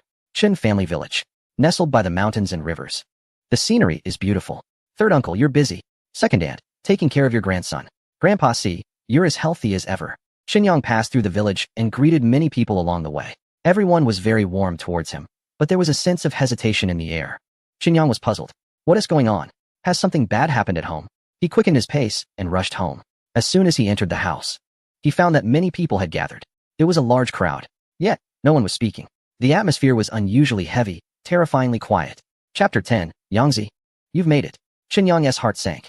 He looked around and didn't see his parents. Dad. He rushed into the bedroom like a madman. He saw his mother, Yang Aihua, sitting by the bed, silently shedding tears. His father, Chen Zhongshi, lay on the bed with a pale face. Dad, how is your health? Chen Yang knelt by the bed, grasping his father's hand. His father, Chen Zhongshi, slowly opened his eyes, looked at Chen Yang, and revealed a faint smile. Child, you're back. I'm fine. Chen Yang felt a little relieved and turned to look at his mother, Yang Aihua. Mom, what is going on? Those people outside, it turned out that the relatives outside were all invited by his mother. There were uncles and aunts from his mother's side, as well as uncles and aunts from his father's side, and some of his father's close friends. The purpose was the same, to borrow money. The atmosphere was so heavy because everyone was unwilling or unable to lend money. Of course, not everyone was unwilling to help. The younger uncle lent 3,000. The younger aunt lent 5,000. The elder uncle lent 4,000. The second uncle lent 6,000. And the younger uncle lent 5,000. In particular, the second uncle had borrowed 10,000 last time and asked for another 10,000 this time, totaling 20,000. His father's friend, Zhao Letian, had borrowed 5,000 last time and another 5,000 this time, totaling 10,000. The total amount reached 530,000. Unfortunately, it was still far from the needed 200,000. It was impossible to be hospitalized for surgery. The rest of the people all refused to lend a single cent, using various excuses. Chen Yang needed to figure out the situation. Chen Yang immediately comforted his parents. Dad, Mom, don't worry. I came back this time to take Dad for treatment. And I've already made some money. Chen Zhongshi and Yang Aihua couldn't believe that their son could earn that much money in such a short time. Yangzi, stop comforting us. We'll find a way to deal with the money issue, they replied. Upon hearing this, Chen Yang felt that his parents didn't believe him. He simply took off his backpack and unzipped it. A stack of brand new 100 yuan bills was revealed. The elderly couple was taken aback. They exchanged glances, and their expressions shifted from surprise to fear. Yangzi, where did you get so much money? You haven't done anything illegal, have you? Chen Yang quickly explained. Dad, Mom. Don't worry. I didn't do anything wrong.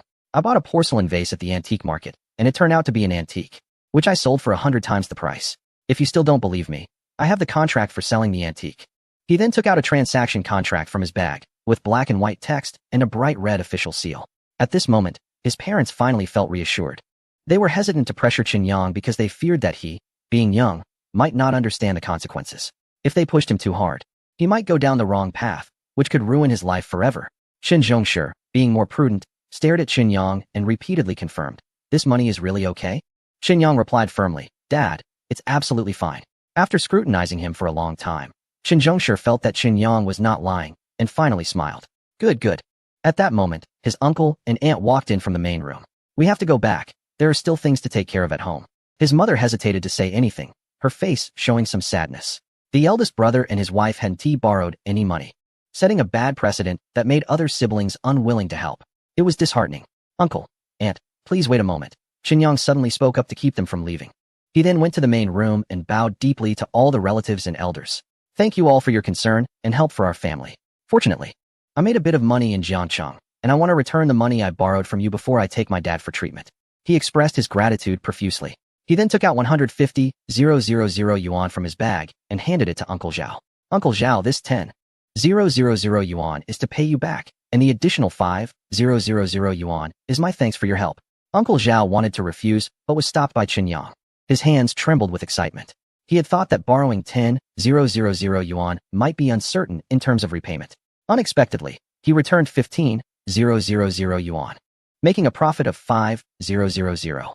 Where could he find such good luck? Yangzi, you're doing great. Come over to my house to play when you have time. Your aunt always mentions you, saying you love her braised pork the most. Also, I drove over, and I'll take you to the hospital later. Chen Yang quickly expressed his thanks.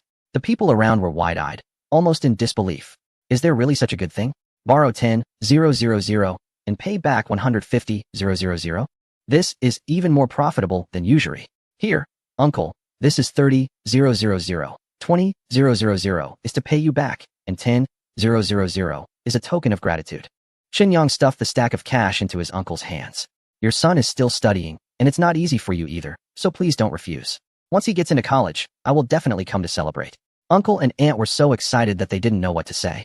The couple ran a small business and had slightly better financial conditions, which had helped Chen Yang's family a lot. Chen Yang remembered all of this. You've done well. Uncle patted Chen Yang on the shoulder, eyes filled with pride.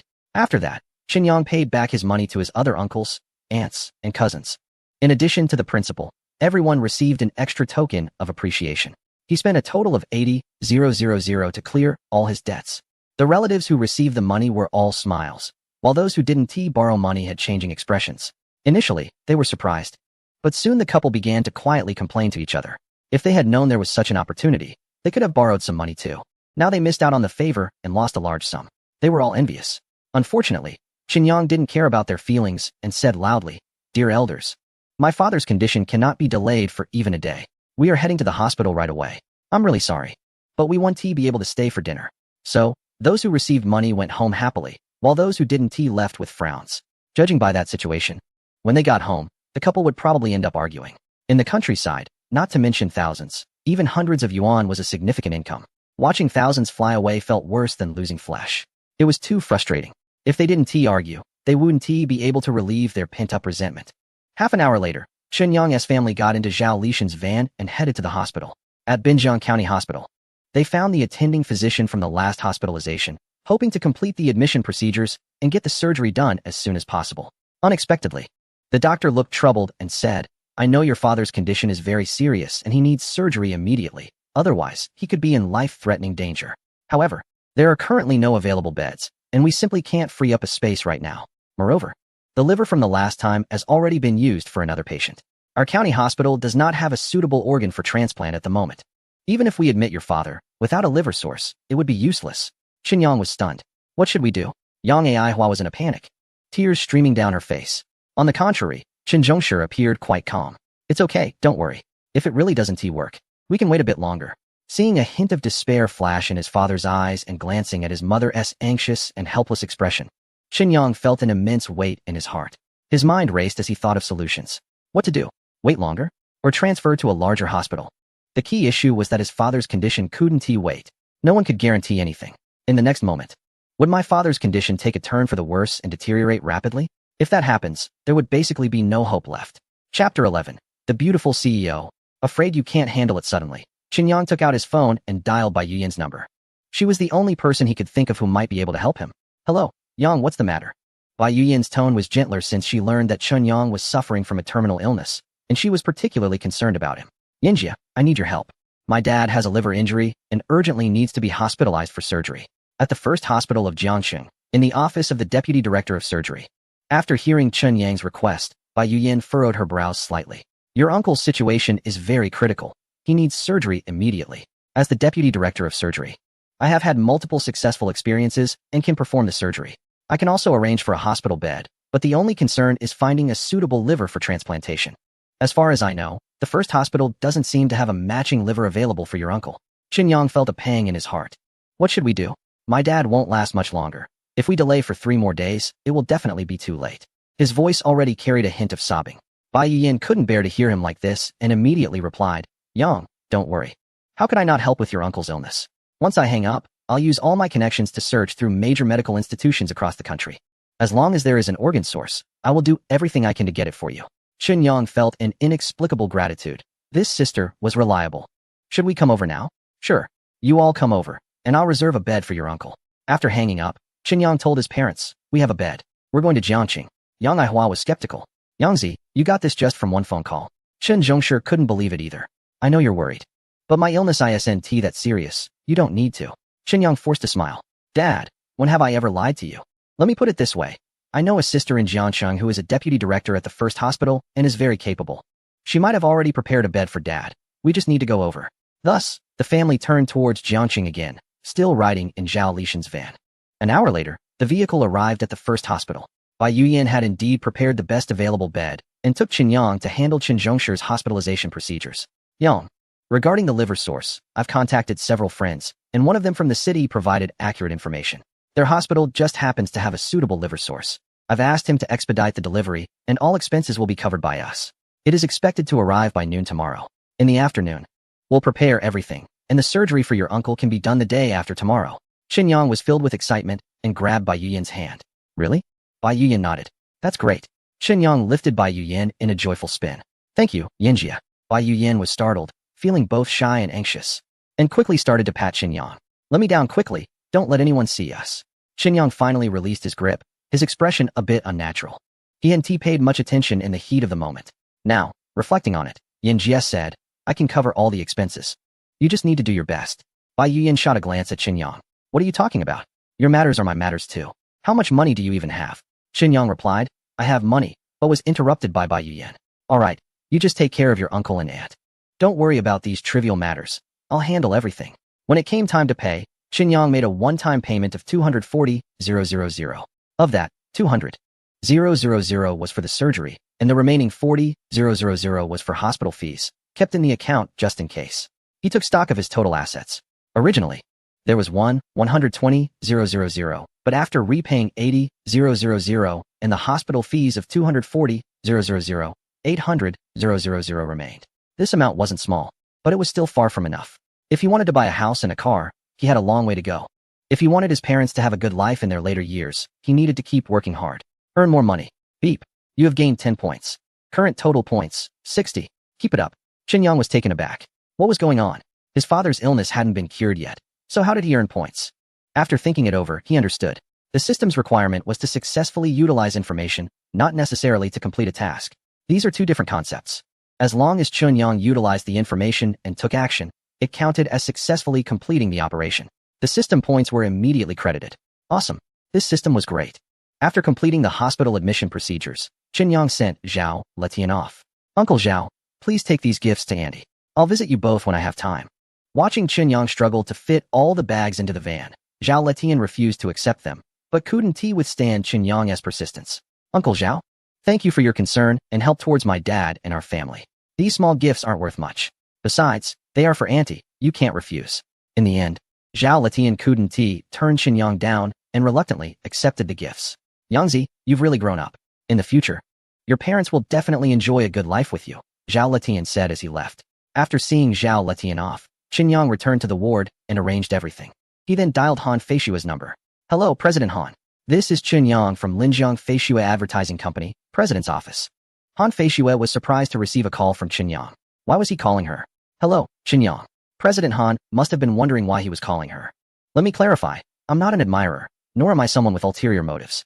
I heard that your company has been facing some troubles recently. How do you know that? President Han, don't worry about how I know. I have my channels. After a moment of silence, Han Feishua suddenly spoke up. The last scamming guy was exposed by you. Now you know about our company's issues again. Are you a private detective? Qin Yang couldn't help but chuckle inwardly. This beautiful president certainly had a vivid imagination. However, with this explanation, it's quite good, saving me from having to come up with other reasons. I'm not a professional private detective, but if you have such needs, I can reluctantly assist. Rest assured, I understand the rules and will keep everything confidential. With her doubts alleviated, Han Feishua felt a spark of hope. Perhaps she could really ask him for help regarding the company's issues. Yesterday, the company participated in a very important advertising bidding meeting. This was a significant project, involving a budget of 100 million. The entire company attached great importance to it. The bidding proposal was completed after gathering all the elites of the company, taking half a month of hard work. It was supposed to be a sure win. Unexpectedly, when the bidding proposal was announced, it was preempted by the rival Tianmu Advertising Company. Their proposal had a core concept almost identical to that of Linjiang Feishua Company, with only minor details changed. As soon as this proposal was presented, it immediately won the client's praise and applause. Han Feishua broke out in a cold sweat at that moment. Plagiarism. It was definitely plagiarism. However, she had no evidence. If she presented her proposal at this time, it would be akin to humiliating herself. Thus, Han Feishua left with her team in a dejected manner. Losing such a major contract would lead to significant losses for the company, and an investigation into the reasons would surely follow.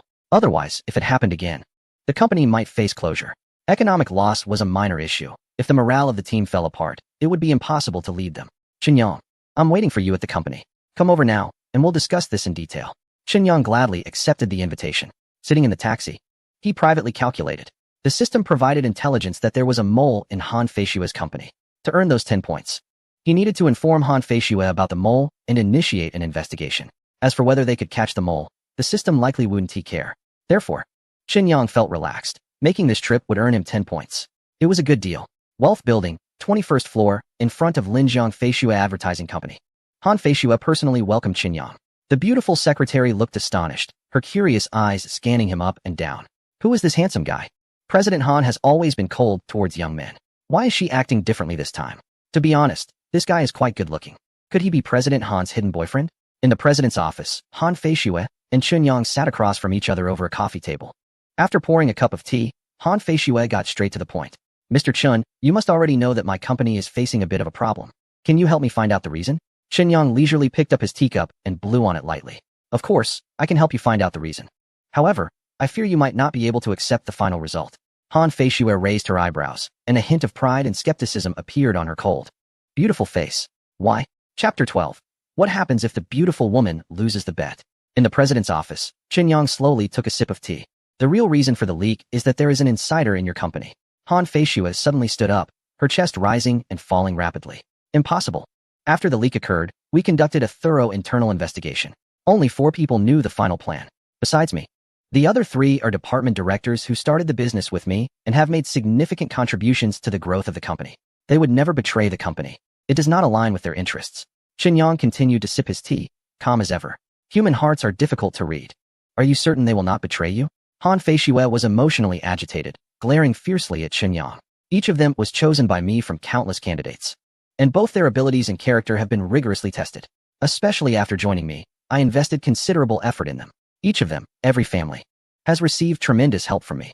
Many were in extremely difficult situations when I extended a helping hand to help them through tough times. One could say that without me, they would not have their current happy lives. Do you think they would still betray me? Qin Yang glanced at Han Feishua, composed and unruffled. You're so agitated. Isn't it because there is still a chance of uncertainty? After all, human hearts are like the sea. and greed is as deep as an abyss. Han Feishua bit her lip defiantly and said, I don't believe it, unless you can provide evidence. Qinyang picked up his teacup and took a gentle sip. It's simple to ask for evidence. However, if I find the evidence, what will you say then? Han Feishua, always strong-willed, would naturally not back down. If you can find the evidence and identify the traitor, I will apologize to you and even give you a thank you fee. How about that? Qinyang nodded. Sure. Han Feishua countered. But if you can't find the evidence, what will you say? Qinyang hesitated a bit. I'm here to help you. Do I really need to wager something? Han Feishua was unwilling to lose out, teasingly said, No way, you must wager. How about this, if you lose? You return the 30,000 I gave you back then, deal? Qinyang felt a pang in his heart. All right, he thought to himself, for someone as high-ranking as you, to haggle over such trivial matters is quite petty, isn't it? At that moment, it was just past working hours. Once everyone had left the office, Qinyang personally went to the offices of the three individuals in the know to install hidden cameras with audio transmitters that synced both sound and image. Back in the president's office, Qinyang instructed, Wait for me tomorrow, and you carry out the plan as discussed. Han Feishua nodded but didn't quite believe it. If you can't find the traitor tomorrow, let us see what you do then. Back at the hospital, everything was fine with his parents. Mom, I'll keep you company tonight. You should go rest. I estimate this hospitalization will last at least a week, so please take care of your health. Qinyang booked a room at a nearby hotel for his mother, Yang Aihua, to rest. He stayed alone in the hospital to keep vigil. Fortunately, Bai Yuyin had made arrangements. This was a VIP room with only one bed. Before finishing work, she brought in a folding bed. Lying on the folding bed, Qinyang surprisingly fell into a deep sleep. The next day, after getting up, Qinyang went downstairs to buy breakfast and check the daily intelligence updates. Ding! Today's intelligence has been refreshed. Intelligence 1. There will be a loss of 100,000 yuan today. Intelligence 2. Bai Yuyin is being harassed by a male colleague, causing her great distress. Intelligence 3. Parents are worried that the surgery may not be successful. The father feels regretful, and the mother is anxious. Qinyang felt a wave of disappointment. None of today's intelligence was profitable. However, upon seeing the information about his parents, he immediately checked for specific details. In the image, his father was lying on the hospital bed, holding his mother's hand. This surgery is not a typical one. I am fully prepared mentally. The only regret is that I can't accompany you to the end. The days ahead will be tough for you. Tears streamed down his mother's face. It's all right. You don't need to worry about me. Just focus on the surgery. It will definitely be successful. Qinyang hurried upstairs and entered the hospital room. Handing breakfast to his mother, he whispered to his parents, Dad, Mom, don't worry, the surgery will definitely be successful. Bai Yuyin is an associate chief physician with a doctoral degree. She has performed many similar surgeries, all of which have been successful. Moreover, she is my good friend and will do her best. The surgery will surely succeed. Qinyang wiped the tears from his eyes. Once Dad recovers, I'll take you back to our hometown to live well. We'll renovate the house back home and build a big one. There will be a yard in front and a garden in the back. If you want to plant vegetables, flowers, or trees, you can do it all. I have money now, and I will earn even more in the future. Our lives will surely get better and better. A comforting smile finally appeared on his father Qin Zhongshi's face. His mother Yang Aihua couldn't help but remind him, Yangzi, there's one more important thing. You need to marry a virtuous wife and have a good grandson. Qinyang scratched his head, feeling a bit troubled. This task won't be easy to accomplish. Ding. Earned 10 points. Current total, 70 points. Keep it up. Another 10 points. Qinyang felt quite satisfied. Next, he checked the first piece of intelligence and felt a bit awkward. He had only met Ding once. Would it be too abrupt to remind her? This Miss Ding is like a fairy. After much thought, Qinyang took out his phone. Never mind. Points are the most important. Miss Ding, be cautious when collecting antiques today to avoid any mistakes. Sending such a message after only one meeting felt a bit strange. Qinyang didn't expect Miss Ding to reply. Perhaps she would block him? Ding dong. A message notification sounded. Qinyang opened it to find a reply from Ding. What does this mean? Miss Ding had just arrived at the antique store and was about to start working. She didn't expect to receive a message early in the morning warning her not to make a mistake. This was not a good omen. Especially for those involved in the antique trade. The term making a mistake is particularly taboo. Qinyang thought for a moment and replied in writing. He often hears people say that those in the antique business are most prone to making mistakes, so he wanted to remind her, with no other intention. Ding Xiang glanced at the message and casually replied, Thank you, before tossing her phone aside. As a top beauty, she encounters various flirtations every day, and such messages are simply countless. Her initial curiosity and fondness for Qinyang faded a bit. Unexpectedly, he turned out to be just another ordinary person. Boring. Ding. Earned 10 points. Current total, 80 points. Keep up the good work. How delightful. Earning these points is too easy. Once I gather a few more points, maybe I can consider entering a draw or leveling up. Always earning points without spending feels a bit stifling. Am I afraid of being poor? Just accumulating without spending. How can I enjoy life? I'm not poor. I must change my mindset. Around 10 a.m., Qin Yang arrived at the Lingjiang Feishua Advertising Company. He quietly sneaked into the president's office and hid in the back changing room. Everything was going according to plan. At 10:10, Han Feishua called 3 directors, the potential leakers, into the office one by one. The proposal we submitted for the bidding was just a smokescreen. The real plan is hidden in this USB drive. I have already contacted the client, and this morning, we will make a last-ditch effort to secure this major project. Now, you all go back and prepare. We will leave in 10 minutes. Han Feishua repeated the same words and routine 3 times before sending them off. 10 minutes is enough time to do many things. If someone is an insider, they will definitely notify the behind-the-scenes person immediately to prevent the project from being lost. Once the last person left, Han Feishua also entered the changing room. Qin Yang was already fully prepared. The two sat on the sofa, sipping tea and watching the show. On the table was a display screen showing 3 separate feeds from the directors' offices.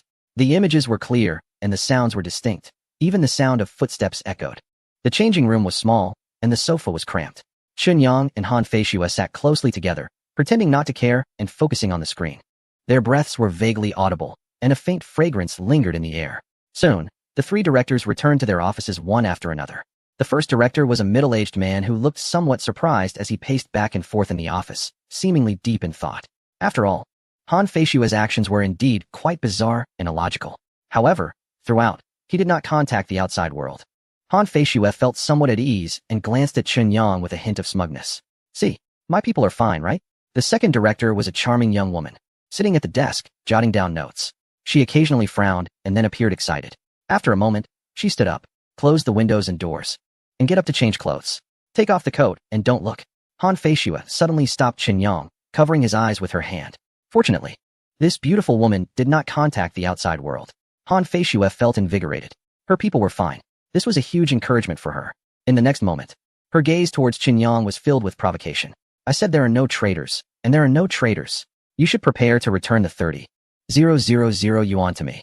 Qin Yang felt uneasy about his wallet. What was going on? Was there really no traitor? Impossible. The system wouldn't make mistakes. Could it be that I was wrong, and this traitor didn't want to leak information? If that's the case, my 30,000 yuan might not be safe. Damn. Isn't this like cutting my flesh? Chapter 13, Lucky Roulette, Jackpot, Jackpot, Jackpot. The third director, Zhou Qiang, was a man in his 30s. He looked very ordinary and dressed relatively simply. He was the one Han Feishua valued the most. Coming from a rural family, he was diligent and eager to learn. When he first joined the company, his mother fell seriously ill, and he had no money for treatment. It was Han Feishua who lent him 50,000 yuan to save his mother's life. Since then, Zhou Qiang had been loyal to Han Feishua, supporting her in growing the company. Among the 3, Zhou Qiang was the least likely to betray Han Feishua. At this moment, Han Feishua's expression was very relaxed. The way she looked at Qin Yang was completely that of a victorious person looking down from above, just waiting to mock Qin Yang once the results came out. Zhou Qiang returned to the office with a heavy heart, pacing back and forth twice before pulling the curtains. He took out his phone and dialed a number. Things took a turn. Seeing this scene, Han Feishua was dumbfounded. She couldn't believe that the person she trusted the most had actually betrayed her. Why? In the next moment, Han Feishua was furious and directly called Zhou Qiang to the office. Under the clear display of the surveillance footage, Zhou Qiang knew he couldn't deny it and confessed everything. It turned out that the beautiful PR director from Tianmu Company first offered him 500,000 yuan, then seduced him, set a trap, and promised him that if Han Feishua couldn't stay at Lijiang, he could come to Tianmu Company at any time with the same position and a 20-pay raise. Under the assault of this sugar-coated bullet, he quickly broke down. Qin Yang didn't care how Han Feishua dealt with the betraying employee. He just quietly sipped his tea. When Han Feishua finished dealing with the matter, Qin Yang didn't mention the bet from earlier and directly stood up to leave. President Han, now that the traitor investigation is clear, my task is complete, so I should take my leave. However, Han Feishua walked up to him and said seriously, Mr. Chun, thank you for helping me identify the traitor. I apologize for my previous attitude and behavior. Qin Yang waved his hand dismissively. President Han, you are too polite.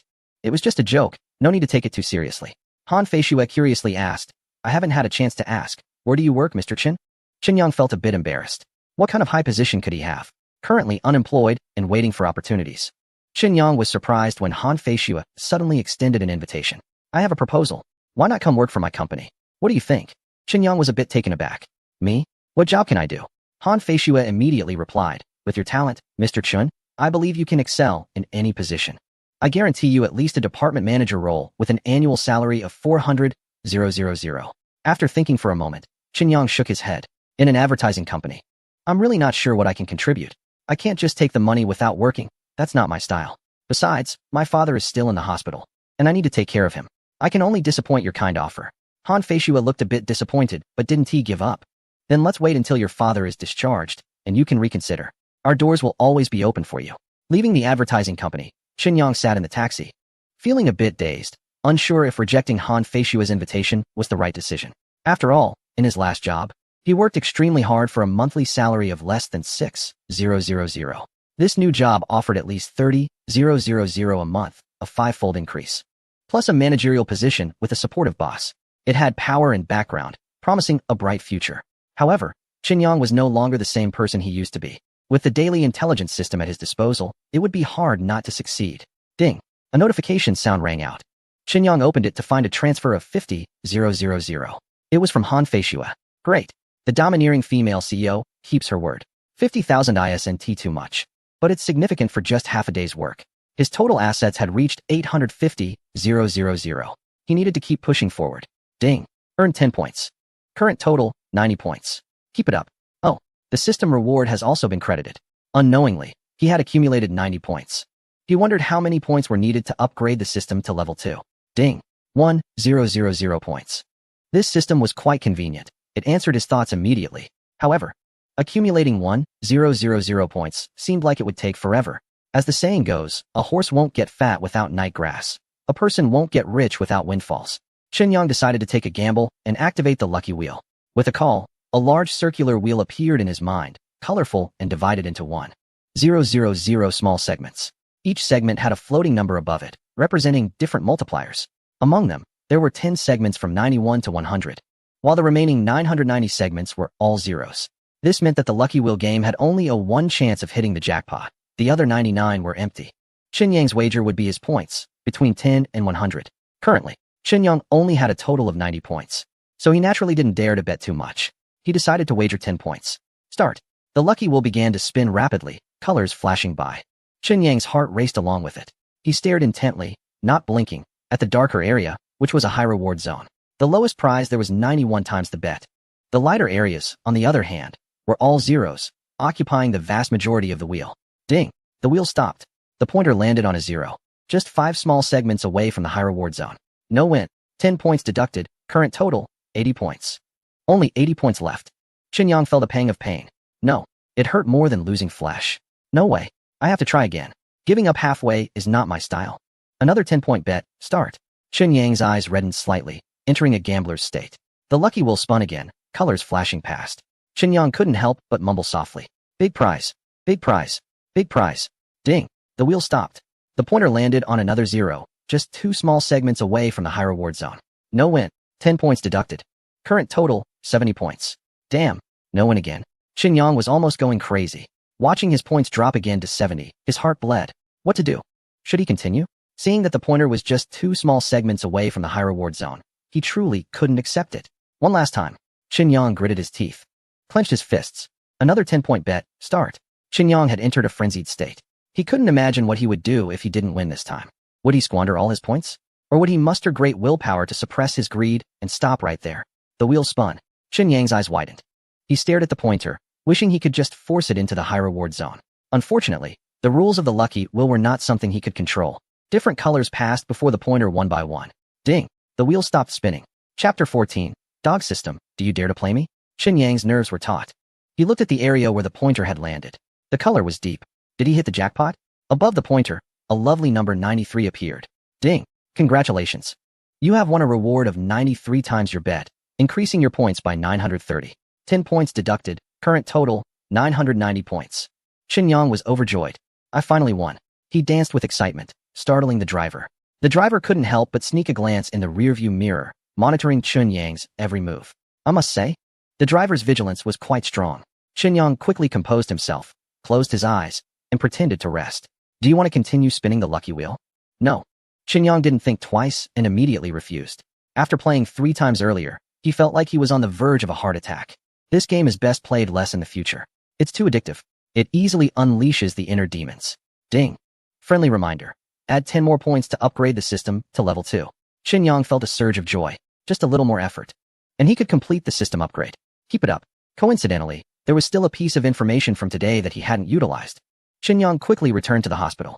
Today's second piece of information. Bai Yuyin was being harassed by her male colleague Gao Fei and was very troubled. Not to mention the points. Qin Yang wanted to help Bai Yuyin. She had given him 100,000 previously and helped arrange a hospital bed for his father, as well as contact a liver donor. Tomorrow, she would personally perform the surgery for his father's liver transplant. With such kindness, how could Qin Yang let her be wronged? City Hospital, surgical area. Gao Fei was pulling out all the stops today. He bought snacks and milk tea for every doctor and nurse in the department. People are more willing to help when they have been treated well. The young nurses were encouraging Dr. Bai to agree to Dr. Gao's date request.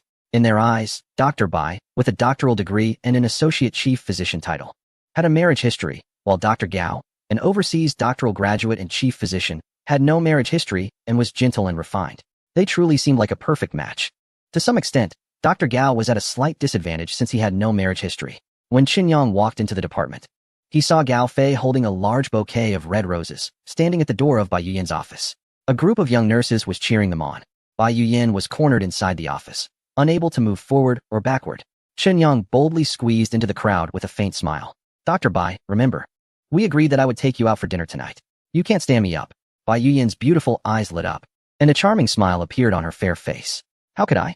I just got off work and was about to change clothes for our date when I was stopped by Dr. Gao. Qin Yang glanced at Gao Fei. He looked quite presentable, wearing gold-rimmed glasses. A refined scoundrel, one might say. Gao Fei, feeling a bit awkward, said, I'm really sorry. I already have an appointment with Dr. Bai, so you should choose another day. Gao Fei was taken aback. Who was this guy who suddenly showed up? He scrutinized Qin Yang with a hint of disdain. Ignoring Qin Yang, he turned to Bai Yuyin. Dr. Bai, how old are you two? Bai Yuyin's pretty face changed, filled with frost. What did Gao Fei mean? Just because Qin Yang was young, did it mean she was old? Was he implying she was an old cow eating tender grass? One sentence made the beautiful doctor furious. My affairs are none of your business. Please don't send flowers to my office in the future. I'm allergic. With that, she waved her hand and left. Qin Yang followed suit, leaving casually as well. The nurses nearby, having enjoyed the show, naturally began to disperse. Only Gao Fei remained standing in place, staring at Qin Yang's back with a somewhat cold gaze. He took out his phone and dialed a number. Help me check on someone named Qin Yang. What is his background? Shoulder to shoulder. They walked out of the hospital doors. Bai Yuyin looked at Qin Yang with a smile. Thank you. Qin Yang waved his hand, feigning a silly grin. What is the big deal? With a beauty like you, there must be many people pursuing you. I hope I didn't mess up your lifelong plans with my antics. Bai Yuyin playfully hit Qin Yang. What are you talking about? I'm so annoyed already, and you mentioned lifelong plans? Noticing that Qin Yang was still following her, Bai Yuyin stopped him. All right, I'm fine now. You don't need to follow me. I can go home by myself. Qin Yang smiled and said, I really intended to treat you to a meal. You helped me. Enough, my uncle is still hospitalized, and I have surgery tomorrow. Let us skip the meal. After the surgery, and everything goes well, you can treat me then. Bai Yuyin interrupted Qin Yang and waved goodbye to him. Back in the ward, Qin Yang's mother, Yang Aihua, was by his father Qin Zhongshi's bedside. Dad, are you feeling all right? Qin Zhongshi smiled. I'm fine, don't worry. Mom, you must be tired too. Why don't you head back to the hotel to rest? I'm here. Yang Aihua looked at Qin Yang with concern. Yangzi, I'm not tired. How about you sleep at the hotel tonight? I feel uneasy while you're at the hotel. Qin Yang thought for a moment and agreed. All right, I'll rest there tonight. If you need anything, just call me. After spending some more time with his parents at the hospital, around 9 o'clock in the evening, Qin Yang returned to his hotel room. Ding! You have earned 10 points. Current total, 1,000 points. Qin Yang felt a jolt of excitement. He had helped Bai Yuyin out of trouble, and now the points were finally awarded. The system was a bit slow, wasn't it? Ding! Friendly reminder. You have 1,000 points. You can upgrade the system to level 2 mode. Would you like to upgrade? Qin Yang was thrilled. He finally met the upgrade conditions. Upgrade. Ding! Upgrade successful. System has reached level 2 mode. 1,000 points deducted. Current total, 0 points. Is that it? What the heck? System, did you forget something? What about the changes? The surprises? After all that hard work to level up. Not even a single reward. Damn system, you're slacking. I've been working hard for so long, completing tasks, spinning wheels, my heart almost exploded. And now you just swallow my points without any explanation? This is fraud, you know? I give you 2 days to explain yourself. Remember, just 2 days. If you don't deliver, I swear I'll take you down. Everyone will witness that I mean what I say. After venting for a while, Qin Yang finally lay down to sleep. Ding dong. A message alert came through. He opened it to take a look. She is indeed a classical beauty. And it was a message from Lingxiang. How did you know I would encounter a problem today? Xinyang thought for a moment and replied, I was just thinking. Since you deal in antiques, it's easy to run into issues, so I reminded you casually. Lingxiang clearly did not believe him. Really? Of course it's true. Could there be any other reason? Xinyang continued to play dumb. I don't believe you. Lingxiang's curiosity was indeed strong. Why? What a coincidence. I rarely have issues. And it hasn't happened in half a year. Why? Right after you reminded me, did I just encounter one? I can only say it's purely coincidental. I still don't believe it. Lingxiang pressed on. Xinyang felt helpless. I've already reminded you. How could you still fall for it? Did you really have a problem? How much did you lose? Was it 100,000? Lingxiang's beautiful eyes lit up. You still say it's a coincidence, yet you know exactly how much you lost. How could this be a coincidence? Xinyang couldn't help but complain. Don't you know whether I had a problem or not? Xinyang was left speechless. How could this girl say such things? We're all civilized people. Why are her words so unpleasant? The two chatted aimlessly and unknowingly fell asleep. The next morning, as soon as Xinyang opened his eyes, he immediately checked for daily updates. Tonight was the deadline. If the system remained unresponsive, he would not let it off easily. This dog system really can't be kept. It must be dealt with. Everyone, witness how I take action. Ding. Chapter 15. Who knows what they are doing? Ding. Today's information refreshed. Information 1. This morning, Chen Zhongshi's surgery was successful. Information 2. Last night, Bai Yuyin was worried about Chen Yang's condition and was conflicted about being older than him. Information 3. Gao Fei wants to take revenge on Chen Yang. Gao Fei is a dangerous individual who engages in organ trafficking by abusing his position. He was also turned during his study abroad and has been providing information to a small island nation since returning. Today's information still did not contain anything profitable. The dog system showed no changes either. Xinyang felt disappointed.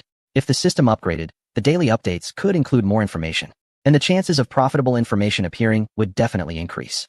Unfortunately, the dog system was unreliable. Xinyang really wanted to take a knife to it. After thinking for a moment, he decided against it. It wasn't yet midnight. He had promised to give it a day. Let's be patient. Today's 3 pieces of information. The first piece made Xinyang the happiest. His father's surgery was successful, and recovery was hopeful. The family could once again be healthy and safe, which was immense happiness. The second piece touched Xinyang a bit. He still needed to find a chance to comfort Bai Yuyin. The third piece of information shocked Xinyang the most. He didn't expect Gao Fei to be such a despicable person, outwardly charming, but in reality, he was utterly depraved. Not only was he involved in organ trafficking for profit, but he also allied with foreign elements, betraying his own country by providing information to others. He was a complete scoundrel.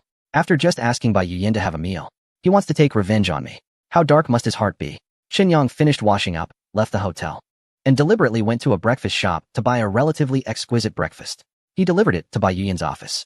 Bai Yuyin had just changed into her white uniform. Yangdi, you came to find me so early. Is there something you need? Xinyang placed the sumptuous breakfast in front of her. Sister Yin, you haven't eaten breakfast yet, right? I specially prepared this for you. Bai Yuyin smiled brightly as she sat down to savor the delicious breakfast. How did you know I hadn't eaten? Xinyang smiled mysteriously. I guessed you must not have slept well last night. So you got up late this morning and didn't have time for breakfast. Bai Yuyin blushed at the thought. What nonsense. How do you know I didn't sleep well? I slept like a log. Xinyang laughed heartily. Really? I thought Sister Yin was worried about my health and couldn't sleep well. Bai Yuyin buried her head in her breakfast, trying to hide her shyness. Xinyang stopped teasing her and sighed deeply. Actually, I know Sister Yin cares about me and worries about my condition. But life and death are fated, and wealth and honor are in the hands of fate. Many things are beyond our control. The first step is to cure my father's illness. And then I'll deal with my own. Don't worry, I've found an ancient remedy that has been lost. As long as I gather the herbs, it can cure my illness.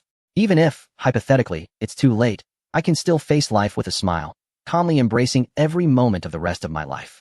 Especially since I met a beautiful person like you, Sister Yin, who is kind-hearted and cares for me so much. I can wake up smiling.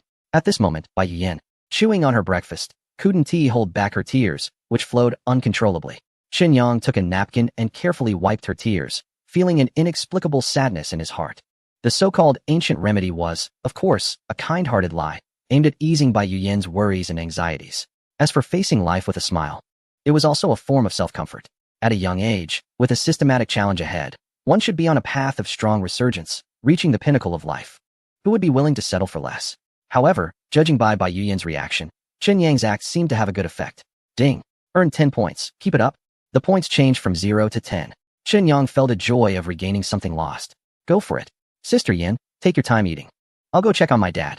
Yang left with a sunny disposition. Bai Yuyan stared blankly for a moment, feeling a bit dazed. Upon entering the hospital room, he asked, "Dad, how are you feeling?" Yang squatted by the bedside, looking at his father's haggard face. "I'm fine, feeling okay." His father forced a smile, but couldn't he hide his inner unease. He was scheduled for surgery this morning. It was a major operation, and whether he would come out was uncertain. Yang glanced at his mother, who also harbored deep worries in her eyes. "The first piece of information is very clear. The surgery for my father was very successful today." Yang feels much more at ease. "Dad, Mom, don't worry. Today's surgery will definitely be successful. I just met with Director Bai, and she said everything is ready. Based on her past successful experiences, this time, there will be no problems at all."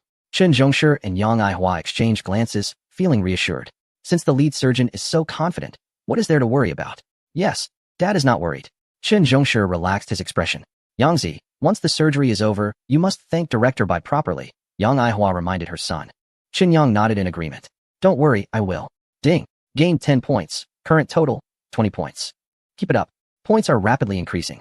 At 8:10 a.m., Chen Zhongshi entered the operating room. Yang and his mother, Yang Aihua, waited outside.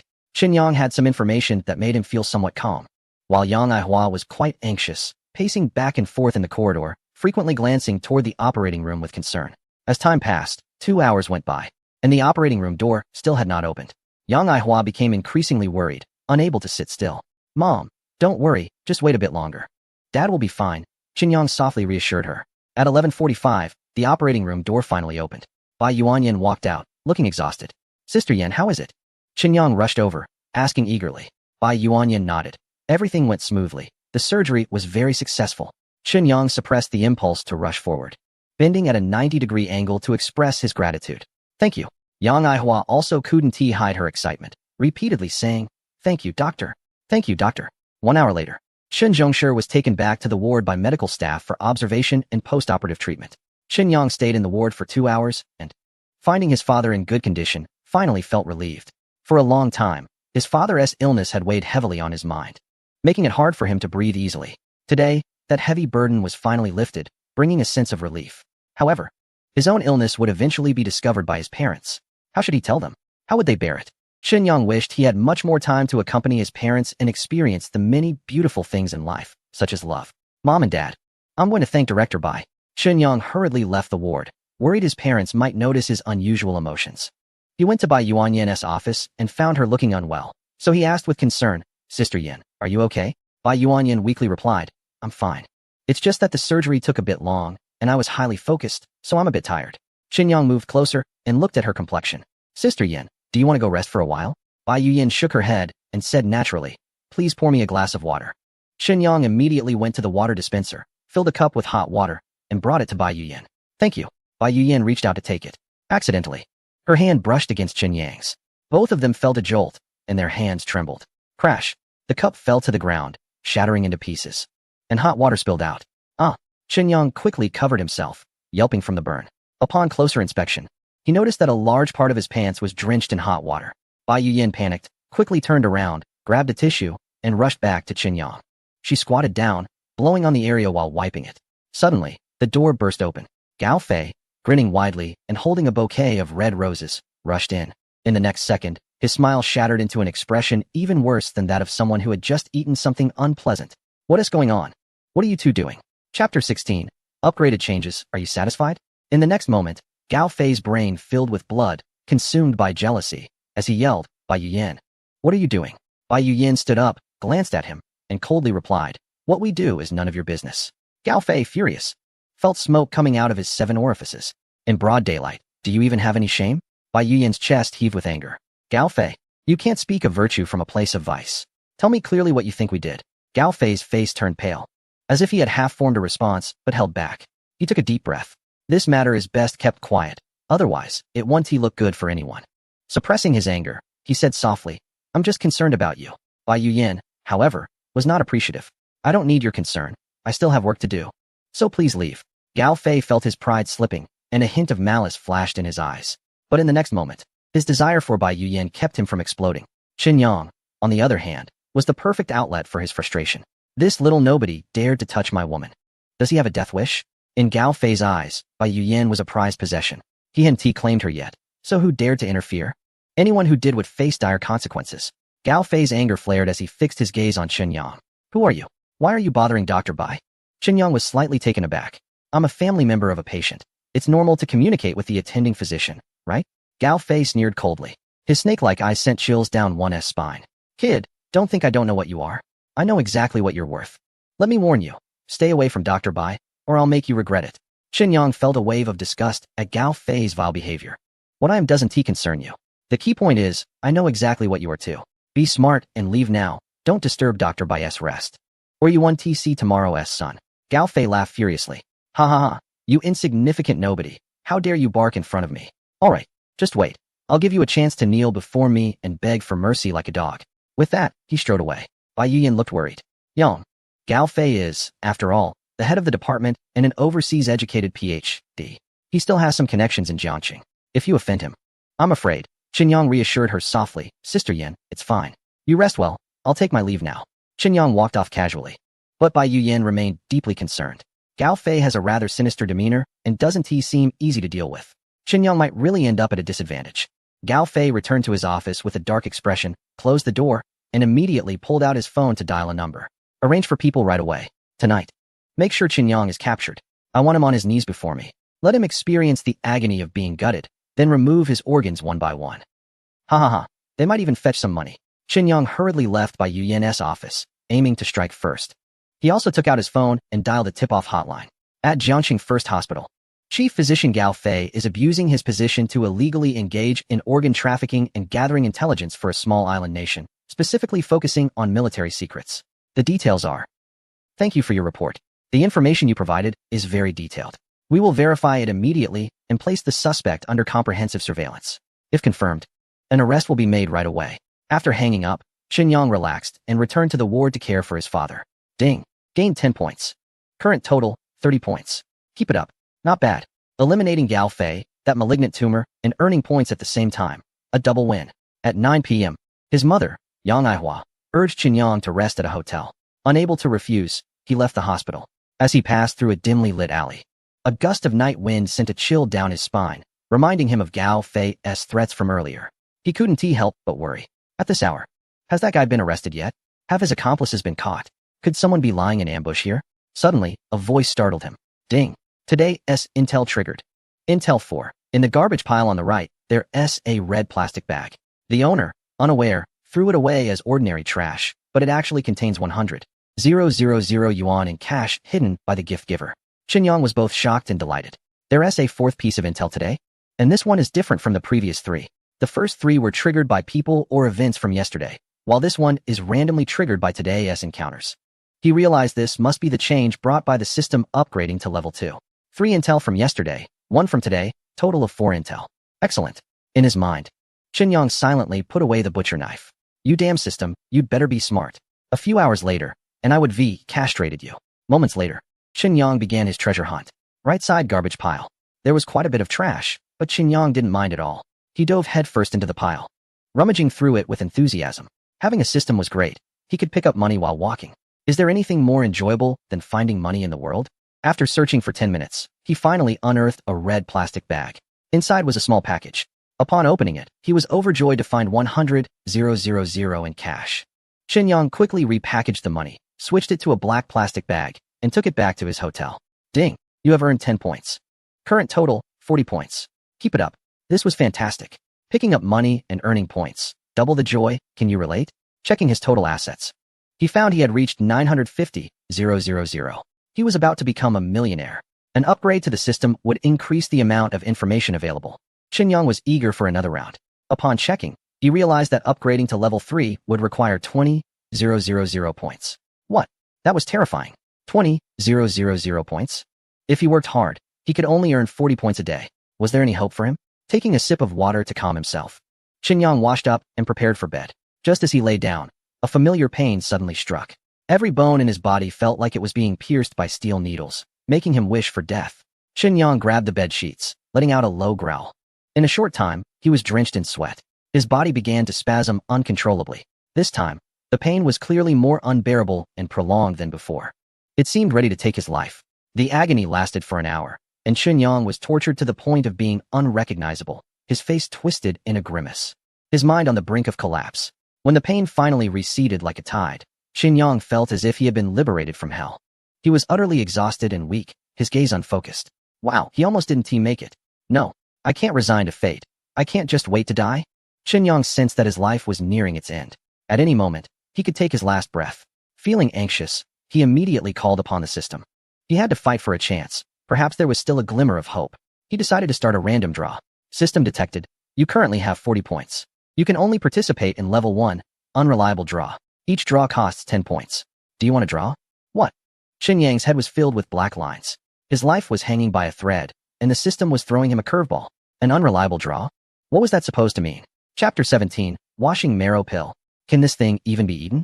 Facing the troublesome system, Xinyang couldn't help but complain internally. An unreliable draw? Was there even such a setting? Wow. It takes a lot of guts to say that out loud. How unreliable could it be? After thinking it over, for the sake of his own life, Xinyang reluctantly accepted and began the draw. Ding. Draw complete. Result, empty. 10 points deducted. Current points remaining, 30. What? What an unreliable item. I didn't gain anything and lost 10 points. This is robbery. Continue the lottery. Xinyang gritted his teeth. Continue. Ding. Lottery completed. Congratulations. You have received 1 washing marrow pill. 10 points deducted, current remaining points, 20 points. A red pill appeared out of nowhere, rolling onto the bed sheet. Xinyang was overjoyed. After spending 20 points, he finally caught something lucky. He picked up the red pill, which was round and smooth, about the size of a quail egg. It was quite hard when he squeezed it. A fragrant aroma wafted through the air. Is this the washing marrow pill? Looking at the bright red pill, Xinyang hesitated to take it. This thing looks frighteningly red. It doesn't seem like a good medicine. What if it's poison? There's not even an instruction manual. Who would dare to eat it recklessly? Moreover, it's from a lottery that seems unreliable. Who knows if it's trustworthy? But thinking about his terminal illness and limited time left, he felt there was nothing to fear. What the hell? Whether it's early or late, death is still death. Gulp. Xinyang tilted his head back and swallowed the pill. After 30 seconds of waiting, there was no reaction. What the hell? Is it fake medicine? Xinyang felt a bit uneasy. He touched his stomach, his face turning pale. Suddenly, a series of loud farting sounds erupted, almost tearing his pants apart. Xinyang nearly wet himself. What is happening? In the end, he didn't urinate but had diarrhea. In his pants, there was a sticky, yellow mess. An unbearable stench pierced his nose. Damn it. Xinyang covered his backside, hopping and rushing to the bathroom. A chaotic explosion ensued. The air was filled with an overwhelming, unremitting foul smell. Unable to endure it, Xinyang stuffed paper into his nostrils, serving as a makeshift filter, which was better than nothing. After finishing, he rushed to the shower. He washed for a whole hour to cleanse himself of the filth. Stepping out of the bathroom and putting on clean clothes, Xinyang felt refreshed and light. This washing marrow pill is truly amazing. He swung his fists a few times, feeling energetic and stronger. Without exaggeration, at that moment, he was confident he could take on 3 opponents. Don't get the wrong idea, they're all strong men. Moreover, Xinyang felt his clothes were a bit tight, as if they had shrunk. When he measured his height, it had increased from 175 centimeters to 182 centimeters. Lifting his shirt, he was shocked. His muscles were bulging, and the lines were smooth. The first feeling was one of power, strong and vigorous. He didn't even notice when he got an 8-pack of abs. Even more bizarrely, his previously slightly dark skin had turned smooth, fair, resilient, and elastic. Strong, yet not rough. The overall aura was, from being delicate and slender to tall, handsome, and vibrant. Stealing a glance at other parts, a significant upgrade. The fit is a bit tight. It's time to get a larger size. Wow. Xinyang admired himself in the mirror, feeling quite pleased. Confidence soaring. Nowadays, when he walks into a crowd, does he stand out? What makes him happiest is that the threat of cancer has disappeared. Now he has completely transformed, inside and out. The shadow of death has receded. The gloom weighing on his heart has vanished. Everything around him seems vibrant, filling him with genuine joy. After a long time, Xinyang finally calmed his emotions. Life is no longer fleeting. He has many expectations for the future. Looking back, there are many regrets, especially in matters of the heart.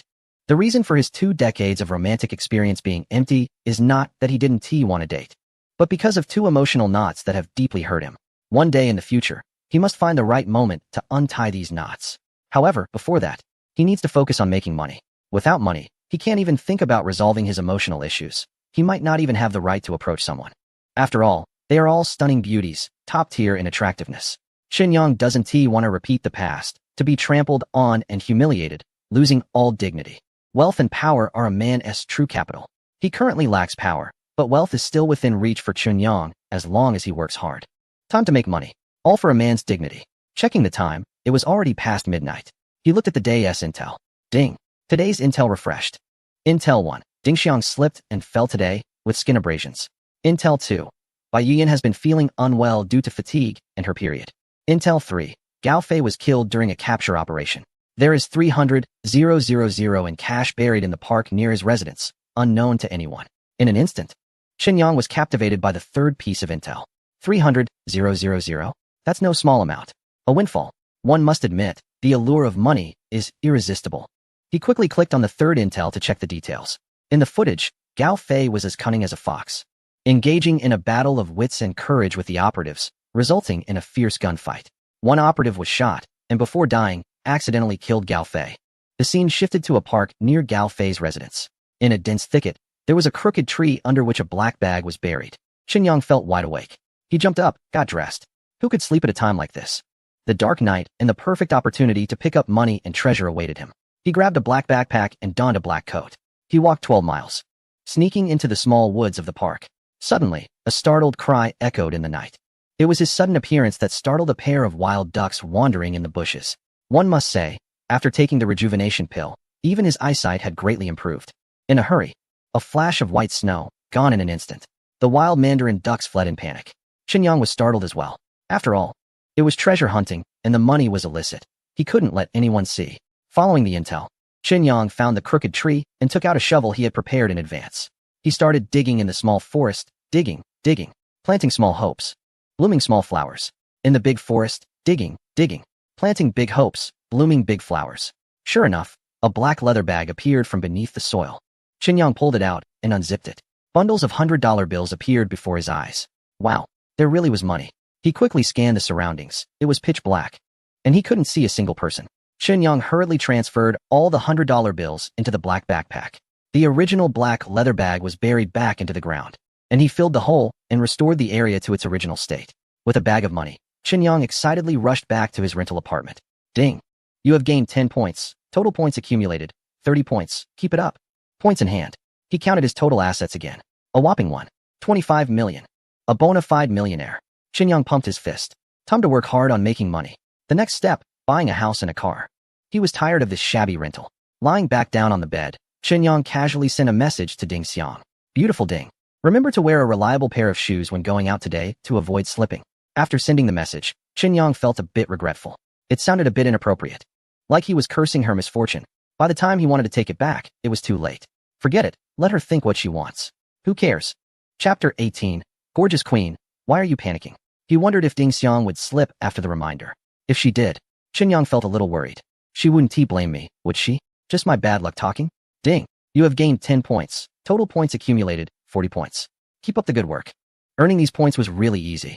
Seeing the points increase, Xinyang felt a bit impulsive again, especially after tasting the sweetness of the cleansing pill. He couldn't resist wanting to draw a lottery, so he decided to go for it. Start the random draw. You currently have 40 points. Eligible for the lowest tier, unreliable tier lottery. Each draw deducts 10 points. Do you want to draw? Just hearing the word unreliable gave Xinyang a headache. This system was really annoying, creating something like this to mess with people. Draw. Xinyang pinched his nose and made the decision. Ding. Lottery completed. Congratulations. You have gained a massage skill, entry level, soul-stirring hands. 10 points deducted. Current points remaining, 30 points. Immediately, Xinyang felt a rush, his hands tingling. He learned a massage skill. Soul-stirring hands? Xinyang was a bit speechless. What do I need a massage skill for? Time to hit the nightlife. At the foot massage shop and the bathing center. How much can a top-notch therapist earn in an hour? This skill is not only underwhelming, but also lacks recognition. Xinyang felt a bit disdainful. Nonsense, unreliable lottery. Not only is it unreliable, but it's also quite unprofessional. He buried his head and went to sleep. The next morning, after breakfast, Xinyang went to the hospital to visit his father, Qin Zhongshi. Suddenly, he received a call from Han Feishue. Mr. Chun, I need your help with something. Xinyang was slightly surprised. Please go ahead, Ms. Han. Han Feishue continued. I have a close friend, Feng Danqing, who, along with her fiancé, Chang Xiaodian, runs a company called Changqing Decoration Design Company. They are preparing to get married. But Chang Xiaodian has advised my friend to step back from the company management and become a full-time housewife. This situation seems a bit unusual, and my friend suspects there might be more to it. She told me about this, and I recommended you to investigate Chang Xiaodian. to see if he truly loves her or has ulterior motives. Qinyang pondered for a moment. He currently had no job. If he could use the information system to earn some extra money, that would be great. After all, how else could he afford to buy a house or a car? All right, since you trust me, I'll take it on. However, Han Feishue was quick to respond. You don't need to worry, I know the rules. And the compensation will be substantial. How about this? A deposit of 50,000 upfront, and further rewards upon successful completion. What do you think? Qinyang felt pleased. 50,000. That is a decent amount. Investigating someone won't take more than a few days, and I could earn around 100,000. That is a very attractive earning speed. Okay, it's settled then. I'll start the investigation today. After hanging up the phone, Qinyang said goodbye to his parents and left the hospital, preparing to visit Chongqing Company to scope things out. At the office of Jiangjing Feishue Advertising Company, Han Feishue was chatting with a stunning beauty, her good friend Feng Danqing, one of the founders of Chongqing Decoration Design Company. Feishue, do you think this person can do it? Feng Danqing expressed her doubts about Qinyang's abilities. He is just a young guy without a formal job, with no roots or support in Jiangqing. How can he uncover the details of a big company's CEO? He is from a completely different world. Han Feishue smiled slightly. Danqing, don't worry. The person I introduced to you is definitely capable. Feng Danqing still seemed a bit uneasy. Our Chongqing company is currently in a growth phase. If any negative news leaks out, it could impact the company's development.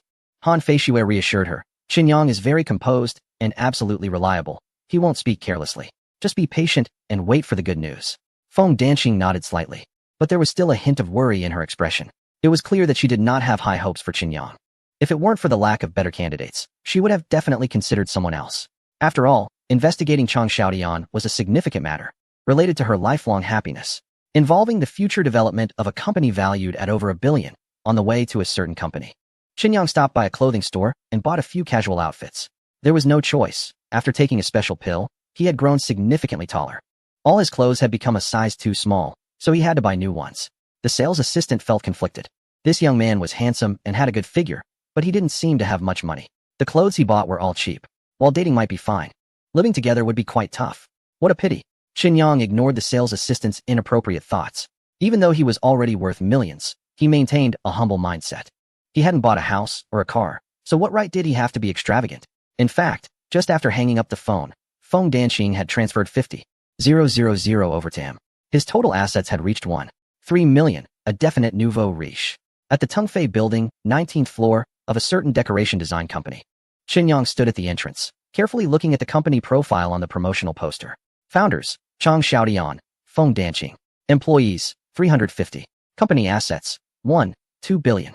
Business scope, construction, decoration, design, materials, etc. The promotional poster featured portraits of the founders. Qinyang looked at Feng Danqing. As expected, beautiful friends are usually beautiful themselves. Han Feishue was stunning, and Feng Danqing was not far behind. One was cold and domineering, while the other had an elegant temperament. Looking at Chang Xiaotian, he had an outstanding appearance, with ambition and dominance evident in his brow. At first glance, they really seemed to be a perfect match. However, whether they were truly compatible would depend on the results of the investigation. Qinyang waited at the company entrance, not to spy or wander, but to have a chance encounter. According to the intelligence system's triggering principles, the deeper the contact with relevant people or events, the greater the likelihood of receiving information. Qinyang's purpose today was to get closer to Chang Xiaotian. Perhaps he could trigger today's intelligence and complete the task within half a day. Sure enough, after waiting for over an hour, Chang Xiaotian came out of the company, ready to take the elevator. Qinyang pretended to accidentally bump into him.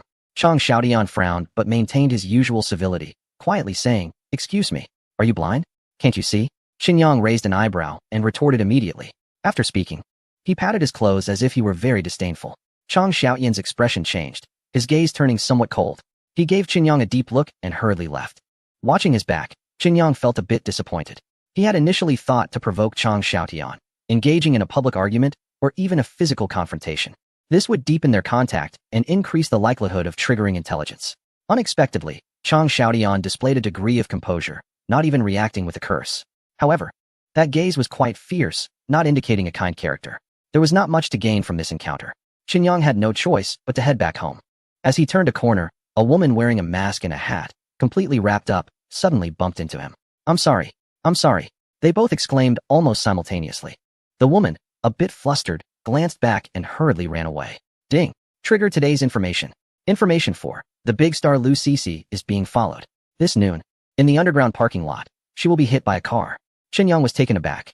The masked woman just now was actually the stunning beauty. The music diva Lu Cece? Chapter 19. Beautiful sister, do you want to take advantage of me? Lu Cece, the most popular female singer in the country in recent years. The national sweetheart. A household name. With unparalleled beauty and extraordinary temperament, she is undoubtedly the dream lover of countless men. Why is she here? And why is she acting so sneaky and panicked? Recently, Lu Cece has encountered serious troubles. An inexplicable wave of rumors has swept across the internet, maliciously slandering her and spreading various fabricated scandals. The relentless attacks have caused her immense mental stress. Even more dangerously, there have been strangers lurking around her, following her everywhere, making her extremely anxious and fearful. Just when she finally managed to shake off her tail, another one appeared. Oh my, the person she just bumped into was terrifying. Lu Cece secretly glanced back and found a young handsome guy following her closely. This handsome guy was none other than Qinyang. The underground parking lot was intricate, and Lu Cece, wearing a mask, twisted and turned, desperately trying to lose Qinyang. Qinyang, feeling confused, also sensed something was off. What was this big star doing? Playing hide and seek with him? In the blink of an eye, Lu Cece vanished from sight. Qinyang quickly jogged a few steps to catch up. Suddenly, a roaring sound echoed from ahead. Qinyang's nerves tightened, sensing something was wrong. He rushed onto the driveway and turned to look. Lu Cece was standing still not far away, frozen in fear. In the distance, a black car was revving its engine menacingly, speeding towards Lu Cece. This is bad. Without thinking, Qinyang unleashed all his strength and dashed forward. Fortunately, after taking the cleansing pill, his body had undergone a transformation, greatly enhancing his physical abilities.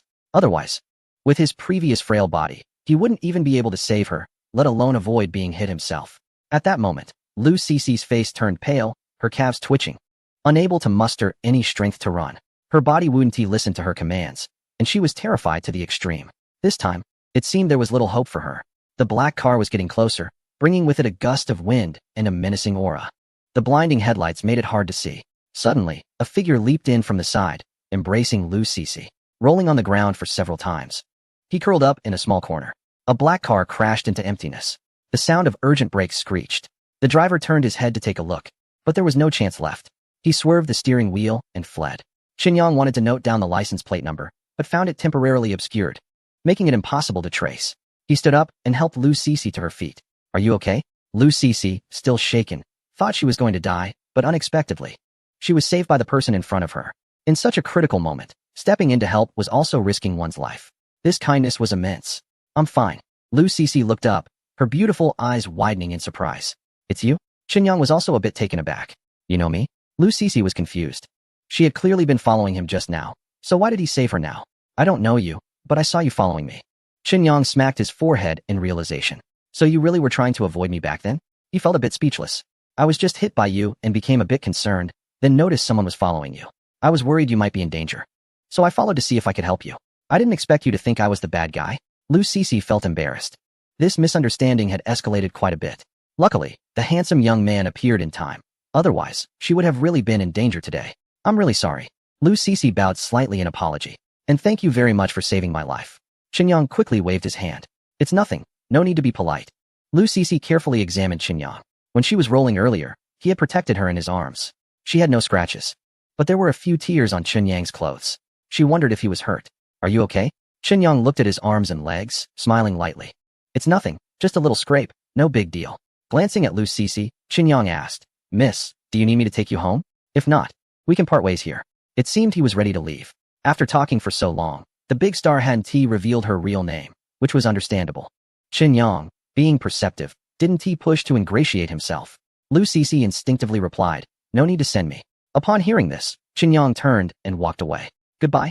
Lu Cece hesitated for 3 seconds and took a few steps to chase after him. Wait. Qinyang stopped and turned around. Miss, is there something else? Lu Cece blinked her beautiful eyes. Aren't you curious about who I am? Why those people wanted to hit me? Qinyang shook his head. Everyone has their own secrets.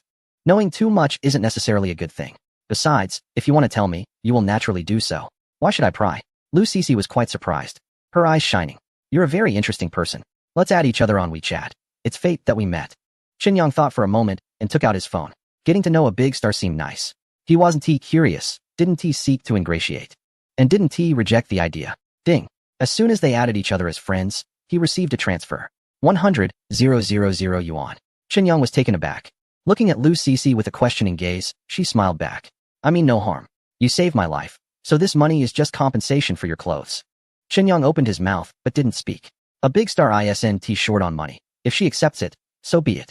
Does this count as robbing the rich to help the poor? Beautiful lady, we've become friends, and you've accepted the money. Is there anything else? Lu Cece was once again shocked, very surprised. Her beautiful eyes widened as she stared at Qinyang, saying foolishly, no, nothing else. Qinyang left gracefully, turning his back and waving his hand. See you. Lu Cece felt a bit dazed. She was a dazzling music diva, adored by countless people, with fans cheering for her. How did it become so dim in front of Qinyang? Is my fame not big enough? Or is my charm too little? She touched her face. A mask was covering it. Lu Cece's mood instantly improved. It must be that this guy doesn't know she is a big star. Otherwise, he would definitely be crazy and obsessed. She regretted not seizing the opportunity today. It must be like that. Lu Cece comforted herself, lost in her thoughts, unaware that Qinyang already knew who she was. A big star, knowing her is a kind of fate, not knowing her isn't loss. Why care too much? Ding. Earned 10 points. Current total, 40 points. Keep up the good work. The information triggered today was successfully utilized, netting a profit of 100,000 and adding 10 points. Feeling ecstatic. Let us tally the total assets. 1 for million. Hehe. Good fortune and wealth and a decent romantic luck. Life is looking bright. Returning to the city hospital, he visited his father, Qin Zhongshi. His father's health was recovering well, which eased Qinyang's mind. Then he went to Bai Yuyan's office. Sister Yan, you haven't finished work yet? Bai Yuyan was reclining in her chair, looking weak. Just about to finish work. Huh, how did your clothes get torn? She noticed some holes in Qinyang's clothes and immediately approached him with concern. Yang, how did you get hurt? Qinyang waved his hand. It's nothing. Just a minor scrape from heroically saving a beauty. Bai Yuyan gave him a big eye roll. With your body, you think you're a hero saving a beauty? Come here, let me disinfect and treat your wounds. Qinyang obediently obeyed, but his mouth wouldn't back down. Sister Yin, don't underestimate me, my body has healed. And I'm full of strength now. Bai Yuyan was disinfecting him while chatting casually. Are you kidding? That kind of illness can be cured just like that? Don't try to fool me. Qinyang replied seriously, Sister Yin, don't doubt it. Not only has my body healed, but I've also learned a unique massage technique that's very miraculous. If you don't believe me, I can show you. Bai Yuyan's face turned red. You little rascal, trying to take advantage of me? You can even come up with such a lie. Qinyang chuckled. How did you know I wanted to take advantage? Just as Bai Yuyan seemed about to hit him, he quickly straightened his expression, appearing very sincere. Sister Yin, seriously, you are not feeling well, and I can help you. If I lie to you, I'm a little dog. Bai Yuyan pouted and said, you were already a little dog. Qinyang was taken aback. I really didn't lie. Bai Yuyan suddenly interrupted him. Come to my house. Chapter 20. A serious massage in the city center, in the most expensive neighborhood, a large flat of 280 square meters. Qinyang didn't expect Bai Yuyan's home to be so extravagant. With this location, size, and decoration, it would cost at least 20 million. No wonder she always said she wasn't short on money. Yin Yin, you're just an associate chief physician. How can you be so wealthy? You're not embezzling, are you? Qinyang joked as he walked into the luxurious apartment. Bai Yuyan shot him a glare, dissatisfied. How much can a doctor earn? It's not enough for my daily expenses. The next moment, she suddenly leaned closer to Qinyang, pinching his chin and playfully making a strange expression. Handsome guy, how about I support you? Let me tell you a little secret. I'm kind of a rich lady. Qinyang was curious. Sister, does your family have a mine? Bai Yuyan giggled, something like that. My dad is a big boss and gave me some shares in the company. The annual dividends are in the tens of millions. Are you a little tempted? Qinyang swallowed, feeling envious. My sister is really impressive. Tens of millions in dividends every year. You must have endless spending. Bai Yuyan playfully hit him. What are you saying? As they sat on the sofa, an awkward silence fell. Bai Yuyan shyly asked, how do we start? Do I need to take off my clothes? Qinyang blurted out, yes. Bai Yuyan's stunning figure was usually covered by layers of clothing. What would the scene be like? Bai Yuyan's face turned red. Wait a moment, I'll change into something else. Qinyang rubbed his hands together, pacing back and forth in the living room. Before long, Bai Yuyan emerged from the bedroom in a red silk robe, trying to cover herself. Qinyang's eyes brightened. Sister Yuyan, just lie down on the sofa. I'll help you with a massage. It will definitely relieve the pain. Bai Yuyan complied and lay down, pressing her hands tightly against the hem of her dress. Fearing it would ride up, Qinyang was momentarily stunned. Bai Yuyan's figure was truly impressive. One word, fantastic. Qinyang swallowed hard and began the massage. As his skilled hands worked, Bai Yuyan felt warmth, as if being ironed by a warm iron. Half an hour later, the massage ended. The therapeutic effect was excellent. It was indeed a serious massage. Bai Yuyan was very satisfied. Ding. Gained 10 points. Current total, 50 points. Keep it up. Giving a beautiful woman a massage not only satisfied his hands, but also his eyes, and he earned points too. Where could he find such good fortune? By the time he returned to the hotel, it was already 10 o'clock at night. After washing up, Qinyang got into bed. When he checked his phone, he found 5 missed calls. Only then did he remember just now. In order to focus on the massage, I set my phone to silent mode. I missed 5 calls. All from Dingxiang. There's also one unread message. Qinyang, honestly, do you know how to tell fortunes? Qinyang smiled wryly and replied. Modern youth don't believe in superstitions. Unexpectedly, Dingxiang replied in seconds. What were you doing just now? Why did you call so many times without answering? Qinyang scratched his head, and didn't he respond? The next moment, Dingxiang called directly. You said you can't tell fortunes. Who believes that? Last time, you said I would fall, and it really happened. This time, you told me to change my shoes, and sure enough, I had an accident. Fortunately, I learned from the last experience and wore a pair of non-slip sneakers and a thick jacket. Otherwise, I would have really gotten hurt. Qinyang teased. Last time. It wasn't an experience. It was a lesson, right? Ha ha ha. I'm really curious about what happened. Dingxiang felt a bit embarrassed. You annoying guy. How could you not know what happened? Qinyang was surprised. Did you really slip? Did you fall flat? I hope you didn't scrape your skin. Dingxiang blushed. You still want to admit that you can tell fortunes? Just thinking about slipping and falling flat on the ground made her feel embarrassed. I really can't tell fortunes. Before Qinyang could finish, Dingxiang had already hung up the phone. Qinyang lay on the bed, tossing and turning. After staying up past midnight, he checked for daily updates. Ding. Today's updates are here. Update 1. Chang Xiaodian indeed has a situation. There are women and children outside. He is secretly plotting to exclude Feng Danqing from the leadership and embezzle her shares. Update 2. Bai Yuyan has feelings for you, but is conflicted about the age difference. Feeling insecure about the situation. Update 3. Lu Cixi is being threatened by a wealthy second-generation individual. The situation is dire. All 3 updates are related to women. Not a single one is about making money. Is this peach blossom luck too strong lately? The first update involves Feng Danqing's commission. Once it's daylight, tracking Chang Xiaodian to gather concrete evidence will allow me to report back to Feng Danqing.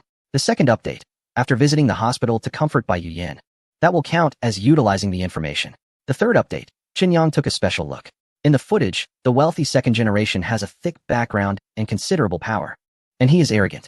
Although Lu Cixi is a big star, she is merely a plaything in the hands of big capital. She is at the mercy of the other party. The fundamental conflict between them is that the wealthy second generation wants to exploit her, while Lu Cixi firmly opposes it. Starting from an incident involving drinking, the situation has escalated. Now, Lu Cixi is caught in a whirlpool online and facing attacks in her career. Her personal safety is also compromised. She has sought many connections, but they have only provided slight relief in her career. She can still survive in the cracks. As for her safety, she can only rely on herself.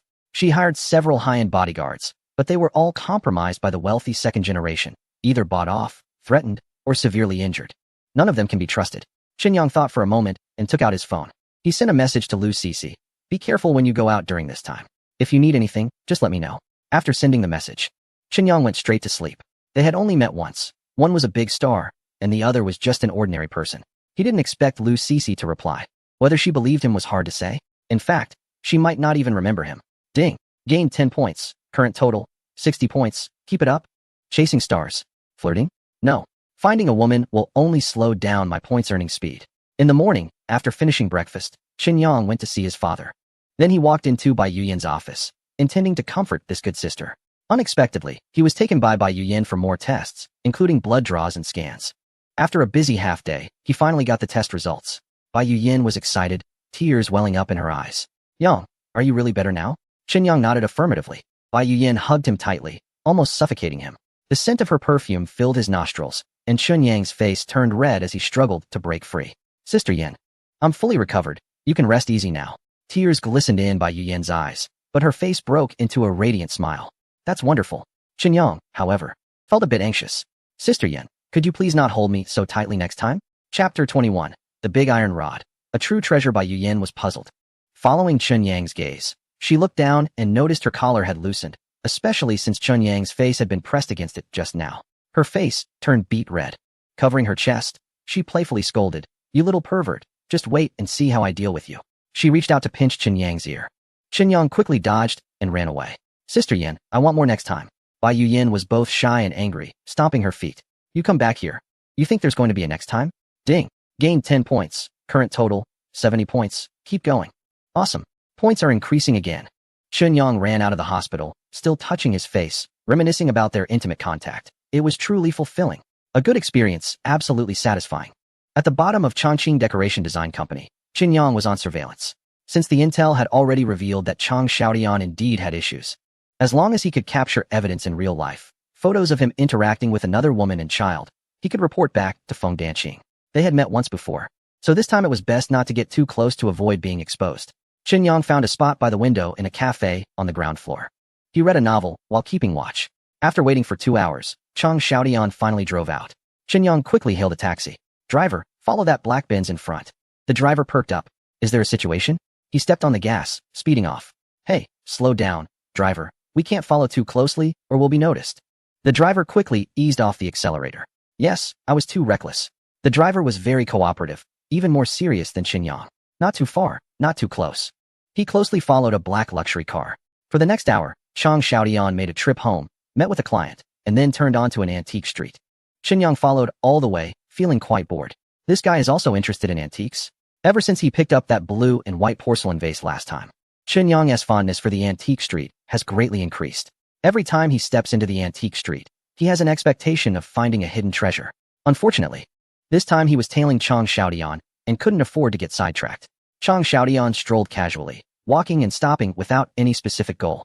Chunyang didn't know much about antiques and couldn't understand them well.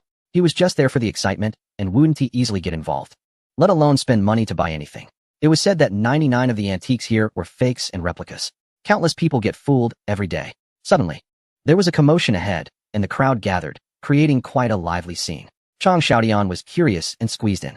Chunyang hung back, observing from the outskirts of the crowd. This old man is hilarious, holding a rusty iron rod and claiming it's an antique.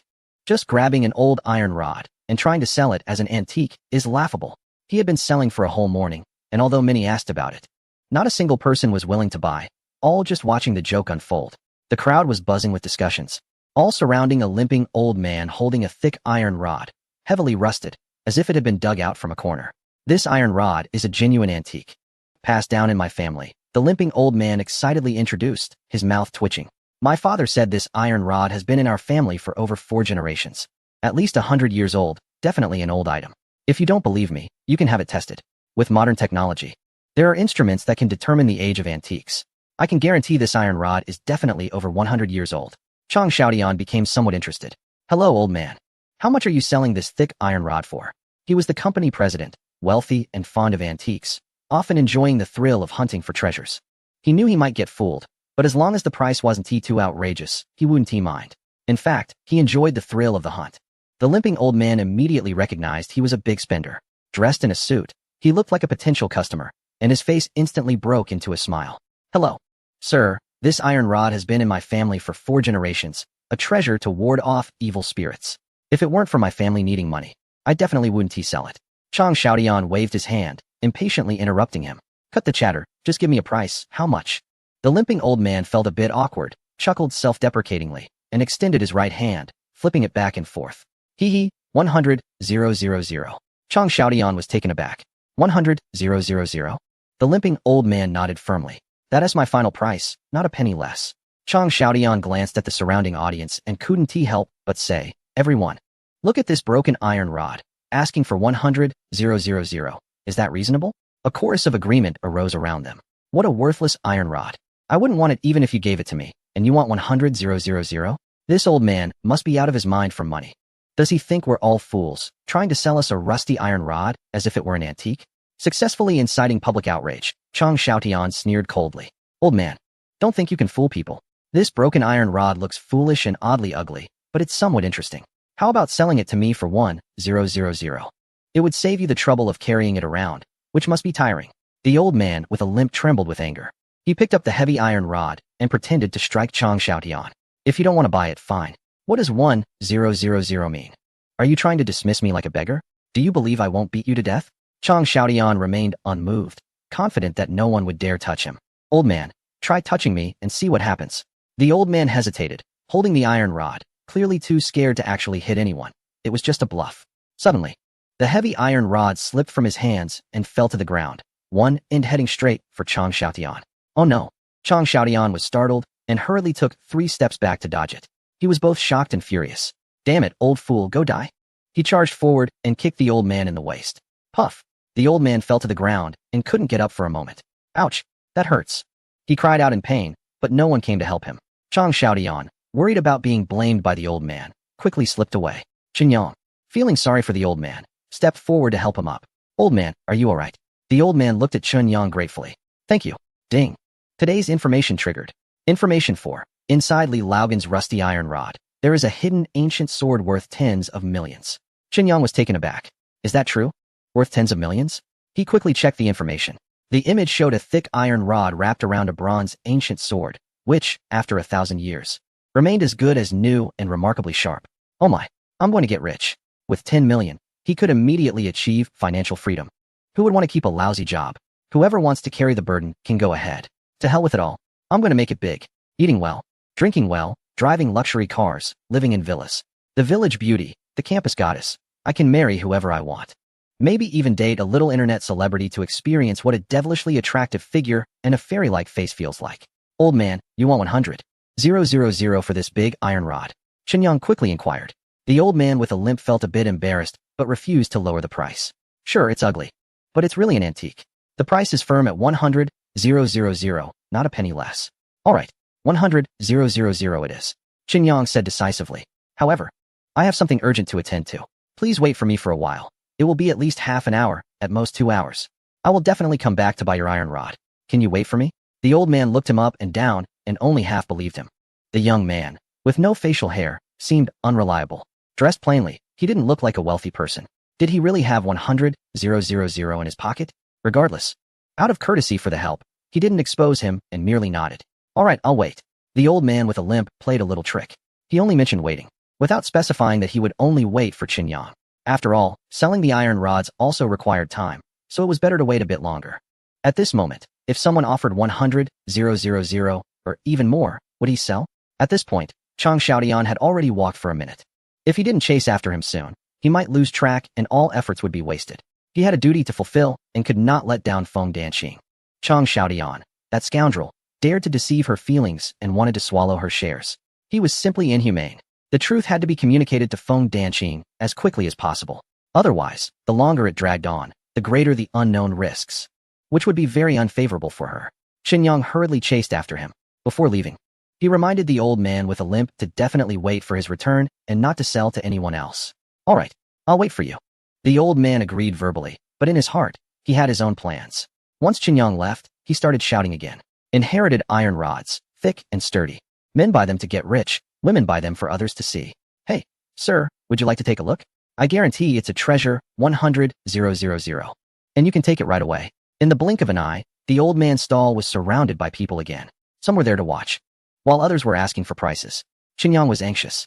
On one hand, he worried that the ancient sword worth millions would be sold by the old man.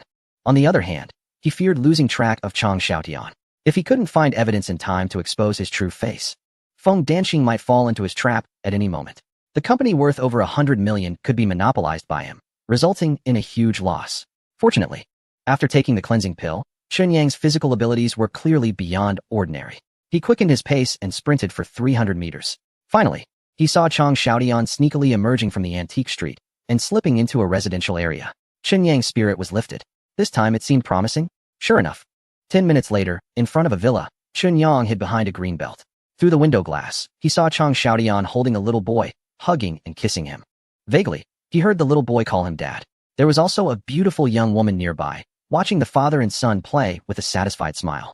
It was a happy scene of a family of 3. This Chang Xiaotian was truly despicable. He clearly had a woman and a child, yet still deceived Feng Danqing, wanting to marry her. It now seemed that he was simply unwilling to share half of the shares and intended to use a sham marriage to seize control, ultimately pushing Feng Danqing out of the company to monopolize it alone. Heartless, Chen Yang took out his phone and adjusted the focus. Click, click, click. He took a bunch of photos and then switched to video mode. He filmed several clips overflowing with happiness. All done. Chen Yang put away his phone and immediately ran back. He sprinted towards the antique street, heading straight for the stall of the limping old man. An hour passed. He wondered if the old man kept his promise and waited there, or perhaps someone with keen insight discovered the secret of the big iron rod and bought it at a high price. Chen Yang's heart raced a bit. This was a great opportunity. That ancient sword was worth millions. If he seized this chance, he could instantly become a millionaire. It was a transformation, a crucial step from an ordinary person to a wealthy one. He ran back to the antique street at top speed, already panting and exhausted. When he looked up, he saw a dark void. The stall was empty.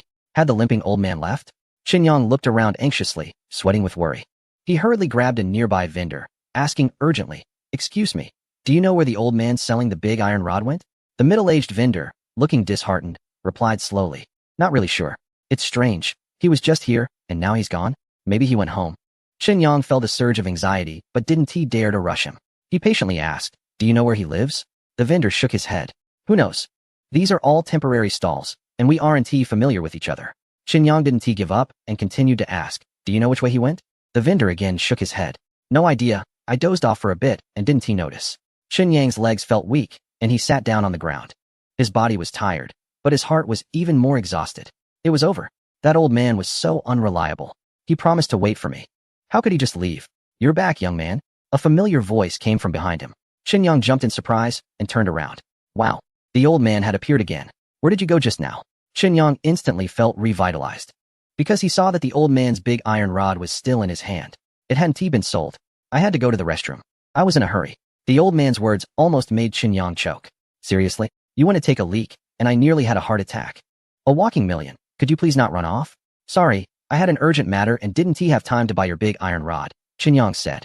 Moving closer, he took the big iron rod from the old man's hand.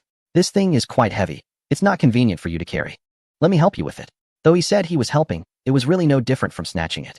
The limping old man hadn't reacted yet, and the big iron rod was already in Qinyang's hands. The old man, seeing he couldn't compete with the young man, quickly asked for payment. Qinyang was quick to respond. "Don't worry about the money. I'll transfer 100,000 right away." He asked the old man to open the payment code. Ding dong. In less than a second, the transfer was successful. "I have to go now. I'm in a hurry." In the next moment, Qinyang ran out for more than 10 meters, holding a large iron rod. Ding. Gained 10 points. Current total, 80 points. Keep it up. The treasure was successfully acquired. The points arrived right on time. "I ask you, isn't that great?" Qinyang felt the iron rod lighten a bit in his hands. He was full of energy. The limping old man received the payment and felt relieved. Watching Qinyang's back, he couldn't help but shake his head. This spendthrift, spending 100,000 on a firewood stick, thinking he struck gold. "I traveled through 3 cities and spent over half a month just to sell this cursed thing. If I hadn't spent 100 to take it in, I would have thrown it away long ago." Turning 100 into 100,000. How many times is that? The limping old man felt extremely pleased. Tonight, he could have another good time, looking for that woman Suihua to enjoy himself. Qinyang, holding the large iron rod, headed straight to the treasure pavilion. Manager Huang downstairs was impressed by him. With a smile on his face, he came over. "Mr. Chun, you are. I'm looking for Miss Ding. Is she here?" Qinyang was quite direct, not holding back. This guy wasn't very decent back then. "Yes, the young lady is in the store. Let me show you the way." Manager Huang hurriedly pressed the elevator button and went upstairs. Arriving at Dingxiang's office door, Manager Huang announced his arrival and then stepped back. Dingxiang was pleasantly surprised by Qinyang's visit. "Mr. Chun, what brings you here?" Qinyang casually sat on the sofa. "What? You don't welcome me?" Dingxiang moved to sit opposite him and personally brewed tea for Qinyang. "Of course I welcome you. But why are you holding that large iron rod?" Qinyang smiled slightly. "Wait a moment. I have a surprise." Dingxiang's interest peaked as she leaned over to touch the iron rod. So thick and hard. Is this also an antique? She clearly didn't believe it was just a firewood stick. Qinyang maintained an air of mystery. "You don't believe it? I'll show you what a miracle looks like." Dingxiang pouted. "You're just bragging." But in the next second, she perked up. "Is it you calculating again?" Qinyang felt a black line on his forehead. Could this girl also be good at calculations? What nonsense is this? Who told you I can predict fortunes? Dingxiang had a look that said she wouldn't believe him even if he was killed. "I say you can calculate, so you can. Trying to trick me? No way." Qinyang straightened his expression. "Stop talking nonsense. Before witnessing the miracle, I have something to do. Can you find me a quiet place? I need to meet a friend." In an instant, Dingxiang's gossip instincts ignited. Wearing a split cheongsam, she squeezed beside Qinyang without caring about being exposed. Her straight, slender legs appeared exceptionally fair against the light green cheongsam. Even Qinyang's hand brushed against her snowy skin, startling him into stillness. "What friend? Is it a woman? Is she pretty?" she asked with a teasing smile, leaning closer and whispering softly. "Why so mysterious? Honestly, what is going on between you two?" Chapter 23. Beauty's Doubt. "Are you setting a trap for me?" Treasure Pavilion. Faced with Dingxiang's curiosity and gossip, Qin Yang felt a mix of amusement and helplessness. Miss, what are you thinking? I'm just meeting a regular friend. It's not as complicated as you imagine. Just tell me if it's convenient or not. Ding Xiang straightened her posture, tidied her hair and chi pao, concealing the faint outline of her thighs, and restored the elegance of a classic beauty. She pointed, look, how about this office? Qin Yang furrowed his brows slightly and glanced at Ding Xiang. She instantly understood, revealing a hint of dissatisfaction and jealousy. Don't worry, I'll step out and give you some space. So you can have a proper discussion and a peaceful date. Is that okay?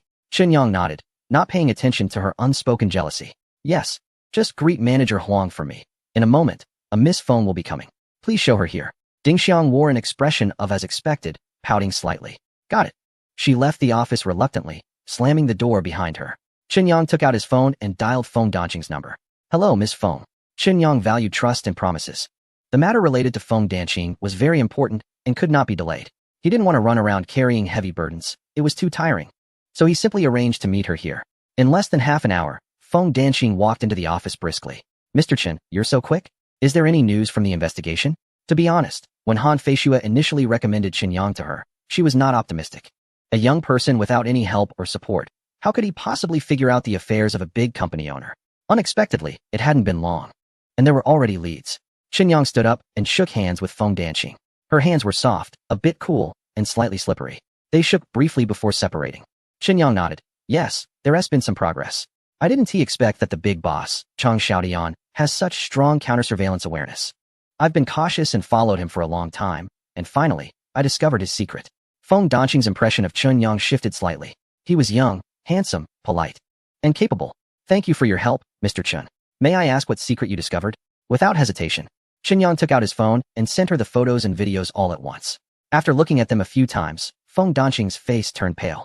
He really has been deceiving me all along. Gradually, tears welled up in the corners of Feng Danqing's eyes. She had not expected that the years of their relationship, the times they fought and struggled together, and their grand ambitions were all built on lies. Their lives were filled with endless deception. Crash. A teacup shattered as Feng Danqing threw it down. Chang Xiaodian, I will make you pay for this. Her voice was filled with anger, resentment, and hatred. In the next moment, she quickly left without saying a word. Qin Yang was not angry. He chose to empathize with her feelings. Anyone encountering such a situation would lose their composure. Ding. Gained 10 points. Current total, 90 points. Keep it up. Another round of points credited. The total score is rising steadily, which is quite uplifting. Doing good deeds brings rewards. Why not enjoy it? Qin Yang took out his phone and dialed Han Feishue's number. However, he was interrupted by Han Feishue on the other end. Qin Yang, we're familiar enough. Just call me Feishue. Qin Yang adjusted his wording. Feishue, recently, I've been concerned about your friend, Feng Zhong. Han Feishue was taken aback. What's wrong with Danqing? Qin Yang paused for a moment. Feishue, I'm sorry, but it's related to personal privacy, and I'm not at liberty to discuss it. If you want to know, you can ask her directly. Han Feishue understood Qin Yang's concerns. As a private investigator, he must respect his client's privacy. Keeping secrets is a fundamental professional ethic. All right, I understand. Thank you for the reminder. She hung up the phone. At that moment, Ding Xiang walked into the office. Seeing the glass shards scattered across the floor, she was somewhat surprised. Qin Yang, what happened? Did you do something to Miss Feng? Did you kiss her forcefully, and she got angry and smashed a cup? Qin Yang found himself speechless, quietly looking at Ding Xiang. 10 seconds later, he subtly shifted the topic with a single question. Do you know her? Ding Xiang proudly lifted her head. Of course, as the head of the Treasure Pavilion, I know all the young talents and noble ladies in Jiangchen. To excel in a field, one must love that field. Do you understand? Qin Yang cooperatively gave her a thumbs up. You're amazing. I admire you. He then changed the subject, lifting a large iron rod over a meter long and presenting it to Ding Xiang. So please, Miss Ding, Expert Ding, Master Ding, appraise this iron rod for me. How much is it worth? Ding Xiang's eyes widened as she examined it closely for a long time. Is this really an antique? Qin Yang was almost defeated by her. Master Ding, is this your level? Ding Xiang retorted, don't try to fool me. This is just a firewood stick. Qin Yang, maintaining his composure, asked, are you sure? What if I prove that this thing is worth millions? Ding Xiang's lively eyes twinkled. Are you trying to set me up? Qin Yang smiled ambiguously. You've misunderstood. I'm being serious. There is no trap here. Ding Xiang suddenly understood, her face flushed. It was the first time someone had spoken such cheeky words to her. She suddenly became bold. If this thing is worth millions, I'll call you brother from now on. Qin Yang felt secretly pleased. That is a deal. Ding Xiang, however, countered. What if it's worthless? You have to bark like a dog. Qin Yang reluctantly agreed. You're really fierce. I'll do it. Ding Xiang pumped herself up with her little fists. Victory is ours. Ding dong. Ding dong. Suddenly, Qin Yang received 2 messages. He opened them to find a transfer from Feng Danqing for 200,000. Hello, Mr. Chun. I'm sorry about earlier. I lost my composure. Let's have a meal together another day, and I sincerely apologize. This is a small token of appreciation for your assistance. Thank you. Qin Yang was delighted. He initially thought the final payment was 50,000, but unexpectedly, Feng Danqing was so generous, offering 200,000. It was worth the effort I put into helping her investigate Chang Xiaodian. I hope everything goes smoothly for her and that she protects her interests. Ideally, she would drive away Chang Xiaodian and take full control of Chongqing Company. He reviewed his total assets. Last time he saved Lu Cixi, he earned 100,000, bringing his total to 1 million. He spent 100,000 to buy a large iron rod, leaving him with 3 million.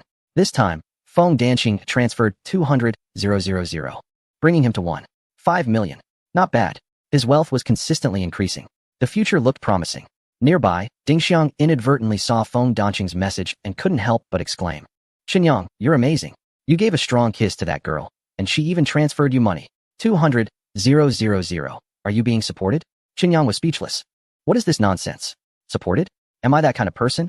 Ding, beautiful lady, can't you speak properly? If you can't, you might as well be quiet. No one would suspect you're mute. Qin Yang ignored Ding Xiang and focused on studying the iron rod. According to the information, the ancient bronze sword was hidden within it.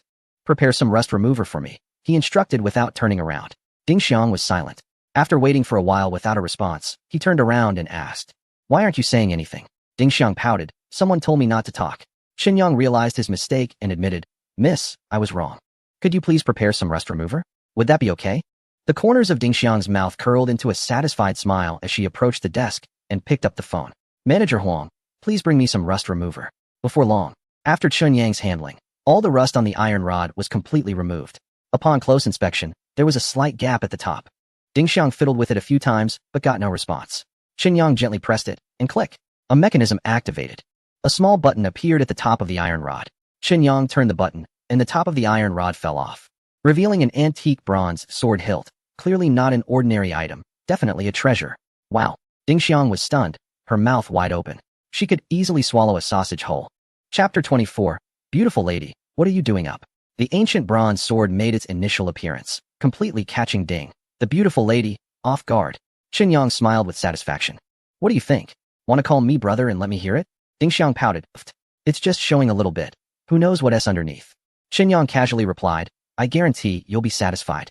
Ding Xiang's face turned slightly red. Who can't brag? The little girl was quite tough. Just wait and see how I pry open your mouth. Qin Yang's hands began to explore the iron rod. Click, click. All the mechanisms opened.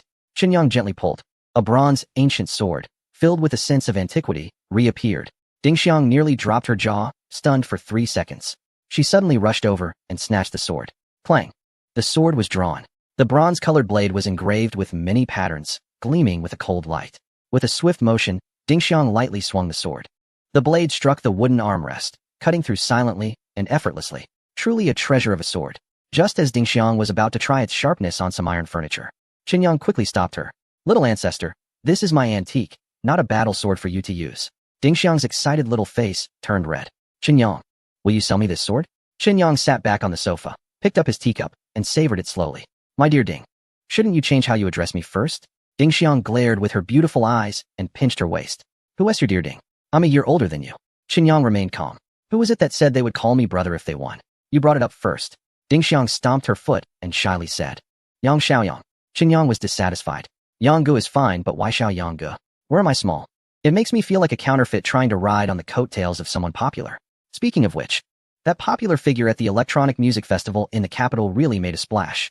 If I had the time, it would actually be because I had no money. Otherwise, I would definitely join in the fun and dance a bit. Who knows, I might even bring a girl back. Ding Xiang remained stubborn.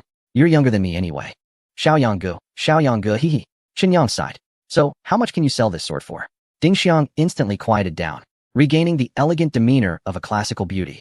Holding the sword, she examined it closely, looking and touching, nearly licking it. 10 million, is that okay? Qin Yang replied without hesitation, deal? Soon, the sword was securely stored away, and the payment was received. Ding dong. Qin Yang checked his bank information. The account showed an incoming transfer of 10 million, bringing his total assets to 11. 5 million. He became a true millionaire.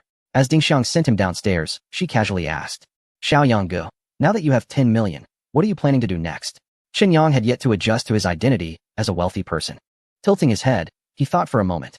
Buy a house, buy a car, let my parents live a bit more comfortably and happily. Ding Xiang smiled. That's about life. But what about work? Do you have any plans? Chen Yang shook his head. I haven't thought about it yet. Ding Xiang suddenly extended an olive branch. How about you come work for me? Don't worry, the pay won't be low. A salary of 1 to 800,000 is definitely no problem. Chen Yang was a bit surprised. Me? Work here? I don't know anything about antiques. What would I do? I want to do a job where I get paid for nothing. He shook his head like a rattle. Ding Xiang, however, was unfazed. It doesn't matter that you don't understand. You can calculate. Just one divination a year, and you can earn back your investment. Chen Yang looked at her in shock. Do you really think I can calculate? I said, purely by coincidence. Do you believe it? Ding Xiang scoffed. Who would believe that? Back at the hospital, I saw my father, recovering well. However, my mother, Yang Aihua, was not in good shape due to worry and fatigue. Chen Yang had some thoughts in his mind. After returning to the hotel, he had a good sleep. The next day, as soon as he got up, he immediately checked the daily intelligence updates. Ding! Today's intelligence has been refreshed.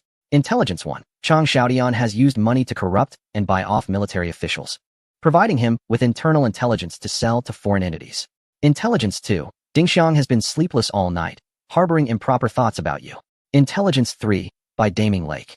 There is a villa for sale, with the owner having emigrated abroad and eager to sell at a discount. In 10 months, the surrounding area will undergo development and renovation, and the price will increase tenfold. Seeing the headlines, Chen Yang smiled. Today's intelligence was quite impressive. There was a money-making opportunity, a beautiful woman, and a spy. Every day was like this. He could even wake up smiling. He checked the first piece of intelligence. That scoundrel Chang Xiaodian was truly despicable. As a boyfriend, he deceived feelings, swindled money and beauty, worse than a beast. As a person, he betrayed the country for personal gain, stole military secrets, and was guilty of heinous crimes. Even being executed 100 times wouldn't atone for his sins. Looking at the second piece of intelligence, the imagery was vivid, as if one were there. In Ding Xiang's room, the main color was light green, with touches of pink and yellow. A faint fragrance lingered, almost imperceptible. It was warm and sweet. On the 2-meter bed, Ding Xiang was only wearing a thin spaghetti strap nightgown, silky and translucent, nestled under the covers, tossing and turning. The scene was too real. Chen Yang quickly cut off the thought. Taking a deep breath, the third piece of intelligence excited him the most. Just as he was thinking about buying a house, a terrific opportunity had fallen into his lap. By Daming Lake, with beautiful scenery, it was a paradise. The villas there were all exorbitantly priced and hard to come by. Upon careful review of the intelligence, due to the owner's urgency to sell, a villa originally valued at 18 million was listed for only 10 million. This was well within Chen Yang's budget. He had 5 million, so acquiring the villa was completely feasible. Even better, the intelligence revealed the owner's psychological bottom line. It could potentially be secured for just 8 million. This alone could save Chen Yang 2 million. Moreover, in 10 months, with the surrounding area undergoing major development, the villa's value would at least increase tenfold. By then, even if he didn't want to sell and chose to continue living there, the surrounding scenery, amenities, and transportation would vastly improve, making it more livable. Let me ask you, isn't that great? At that moment, Chen Yang was the first to message Ding Xiang. Sister Ding, you didn't sleep well last night, did you? Ding Xiang replied instantly. With these panda eyes, what do you think? Immediately after, another message followed. Wait a minute. You calculated that I didn't sleep well? Chen Yang held his forehead. Beauty, I'm fine. Do you think it's interesting to calculate your sleep all day? Just arrived at the treasure pavilion. Ding Xiang stuck out her tongue playfully and quickly typed a reply. Who knows, do you have any quirks? Like peeping or something? Chen Yang grew increasingly suspicious. This girl, could she really have some supernatural abilities? Who would want to peep at you? With your petite frame, what is there to see? Ding Xiang suddenly felt a bit insecure. Am I really that small? Chen Yang thought to himself. I was just joking. Why are you taking it seriously? This topic seems a bit inappropriate. Let us change the subject. What are you doing up so late daydreaming? You're not thinking about me, are you? Ding Xiang rolled her eyes, but unfortunately, Chen Yang couldn't see it. How vain. Who is thinking about you? Chen Yang replied instantly. If you're not thinking about me, then what are you doing up so late? Ding Xiang's face flushed instantly. Oh my, did he guess again? Chapter 25, Buying a Big Villa. Making a profit of 10 million? Chen Yang's question made Ding Xiang lose her composure in an instant. She hurriedly hung up the phone, her face burning. Oh, she was going crazy. How would they meet again in the future? Ding. Gained 10 points, current total, 100 points, keep it up. Great. After a period of continuous effort, her points had risen to 3 digits. Keep going. Whether for system upgrades, random draws, or lucky wheels. All require a large number of points. The more, the better. Qinyang arrived at the hospital. Seeking by Yu Yan's help to hire a professional caregiver to relieve his mother Yang Aihua's burden. Sister Yan, the person must be good and responsible. Money is not an issue. Bai Yuyan playfully scolded. Leave it to me. Are you still worried? Go ahead, I've got this. Qinyang walked into the ward. His mother was having breakfast. Mom, I asked Director Bai to help me hire a caregiver for Dad. This way, you won't have to work